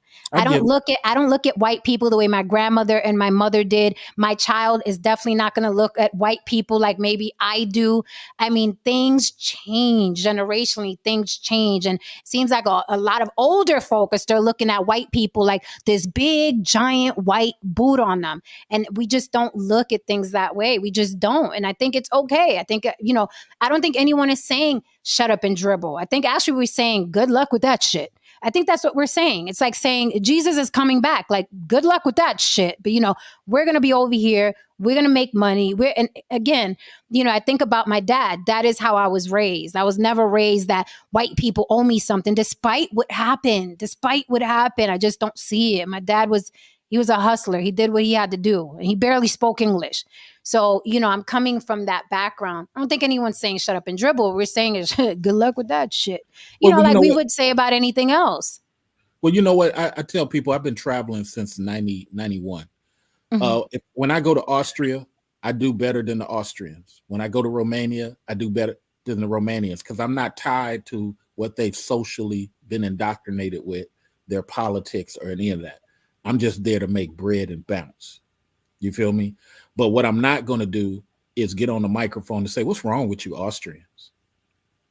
What I'm not going to do is go to Scotland, Gaelic people who believe that they were there before the German king and queen ever arrived. I'm not going to get on the microphone and say, what's wrong with you Scots? Why y'all can't, man, look at all this money I'm making. Look at my condo. I'm not going to do that. You feel me? Because they're dealing with a totally different thing. And I understand, this was a great conversation. I think we all got a chance to eat off of this. I'm going to do a reaction video to this. I did a reaction video to the last one with George on it. George apologized, and that was so nice. George apologized to Haran. Notice I'm changing the energy of the discussion. But yeah, I'm gonna do a reaction video. This is a beautiful conversation. I think we need to have a lot more of these detailed conversations where everybody has polite fist fights. Right. You know what I'm saying? King's English, y'all. Top of the morning. I mean, I aim to have these conversations. Just hard to get people to come through here. So then it's like we talk about whatever it is with the people that we have. But there's nothing wrong. I mean, you don't have to change the energy. There's nothing wrong. This is what we do. We talk. We're adults, and we can walk away from you it. Got my email now, right? Yep. And I put it in the back chat. Lily saving her. I put it there. Yeah. I got it. And that's the research. And that's why my email is called Research Your Opinions. Because opinions are feelings with no facts. That's what the dictionary tell you. Research your opinions. Go ahead, Mr. Saint. I was going to say, you know how it goes. California is always on the edge and dragging the rest of the country into the future when it came to cars with clean exhaust, water, anything. It's always California that passes it first. And then the rest of the country has to comply or at least gets an idea of what to do. And so keep doing your hard work. Or not. Thank you, Mr. Saint. Hey, look. No, may I ask a question? Go ahead, Brian. Was your take from what I said to you, don't do what you're trying to do? Was that your take from what I said? I'm just curious. So, Mr. Brian, I sometimes have to make sure that I'm not getting triggered. I have been in public speaking since I was 16. I've been on debating teams. It's a little nerdy is my answer to you. When a person conflates several topics into one, or they use certain keywords like don't, stop, and it comes across like you're in the negative. My teacher told me your public speaking is either in the positive or it's in the negative. There is no in between. So that's what I was hearing. So I just threw it back out there to see what stuck on the fly trap. I believe in giving people like you and Jen the last word. I'm not a circle argument person. This is about helping the chat room and people who listen to the replay benefit. They deserve these type of conversations. So I go into Africa rooms. I have African history discussions. I go into all white rooms and get them angry and have political discussions there. So this ain't just for you. This is just, this is for our people, man. Everybody. We are a rainbow situation here in America. We are about to be truly international in 2030. There's going to be classism at a all-time high, to a Jen's point, in 2030. And we as Black men specifically, we got to stop being so domestic and regional. And I'll say this, another thing is we're not a circle jerk here. We're not an echo chamber. We've never been, we never will be. Now, will we get someone to come up and agree with me? Yeah. Will somebody come up and agree with No Saint? Yeah. But we're not an echo chamber. I do want to say, I want to make it clear for our people. And I mean, people of color in general, because people of color and our people go beyond Black Americans. I want to make that point. But I do want to say that there are more ways to skin a cat. Reparations isn't the only way to help the Black community. I know I do, work in the community with youth. I help homeless people, majority Black. We all do something. So there are more ways to skin a cat. I don't want people to think if they're not fighting for the good old reparations from, America, that's, they're not doing what they should be doing. There are a lot of things that we should be doing. And that's what I want to say. As far as what Valley is saying, I don't know what the fuck you're talking about. I understand very clearly. I just don't believe in it. I was raised differently. My father raised me differently. I'm a go-getter. That is who I am. I'm not saying that you're not a go-getter if you're not fighting for reparations. I'm just saying you and I have different points of view of how to live life. I don't deify white people. I don't feel like white people owe me shit. I put them in a very certain box. That is where they've always been. That is where they stay. Okay. And they're not stopping me from doing anything. I say that over and over again on this channel. But we are not an echo chamber. This is not a circle jerk. That is why we gave everyone the mic. And I hope that we gave everyone the mic fairly. However, Mr. Research, you've been a great guest. If you'd like to have the last word, you may have the last word, and we will end after you. All right. I hope young Jeezy gets his leadership skills better because I don't know, man. This seems like it's going to be a strange thing. If you get with a woman, these are my last words. Know why you are with that woman. Don't try to wing it. Don't be like she's supposed to. No, sir. You have to do like Boaz and any of these other leaders of the family. You have to know why she's there, give her a plan, and you need to be doing your part. I just hope this doesn't turn Jeezy into one of those bitter people, mad like Kanye got mad because Kim had a stronger family. Because when you look at Kris Kardashian, she picks out people with great catalogs who really have no family. That's her pimp game. Damn. Interesting. All right. Thank you, guys. Much love. Thanks you. Much for coming, love. Mr. Research. Absolutely. And we will email you. I didn't mute No Say. No Say jumped in on a question I asked to black men. That's why I told him fall back, because the question was not for him. So I didn't mute him. I wanted him to fall back on a question I asked black men. But oh my Vegatron, you're a fucking troll, so I'm not paying you no damn mind. We'll see you again tomorrow. Thank you, everybody who is here. Thank you for the super chats. Thank you for the support. Thank you for everybody who came in. Hope you hit that like and subscribe. Hope you like this conversation. Yes, we started with Jeezy and Jeannie Mai, but this is the block and it goes every which freaking way. If you wanted to support the show further after the fact, cash at me on the block with Jen. Appreciate you there. Jabari, thank you for coming up. Spro, thank you for being here. Panel, you guys know I love you. We will see you here mañana, and let's see what we cook up for tomorrow. Be good. Good night. And if you can't be good, be careful. Good night. Good night, guys. And we're out. You know how you hit the lights? Well, hit that like and subscribe for me on your way out the door. Tell people about us. Share a thing or two, right? Whether you liked it or not. It's a good crowd. All right, guys. Good night. Much love.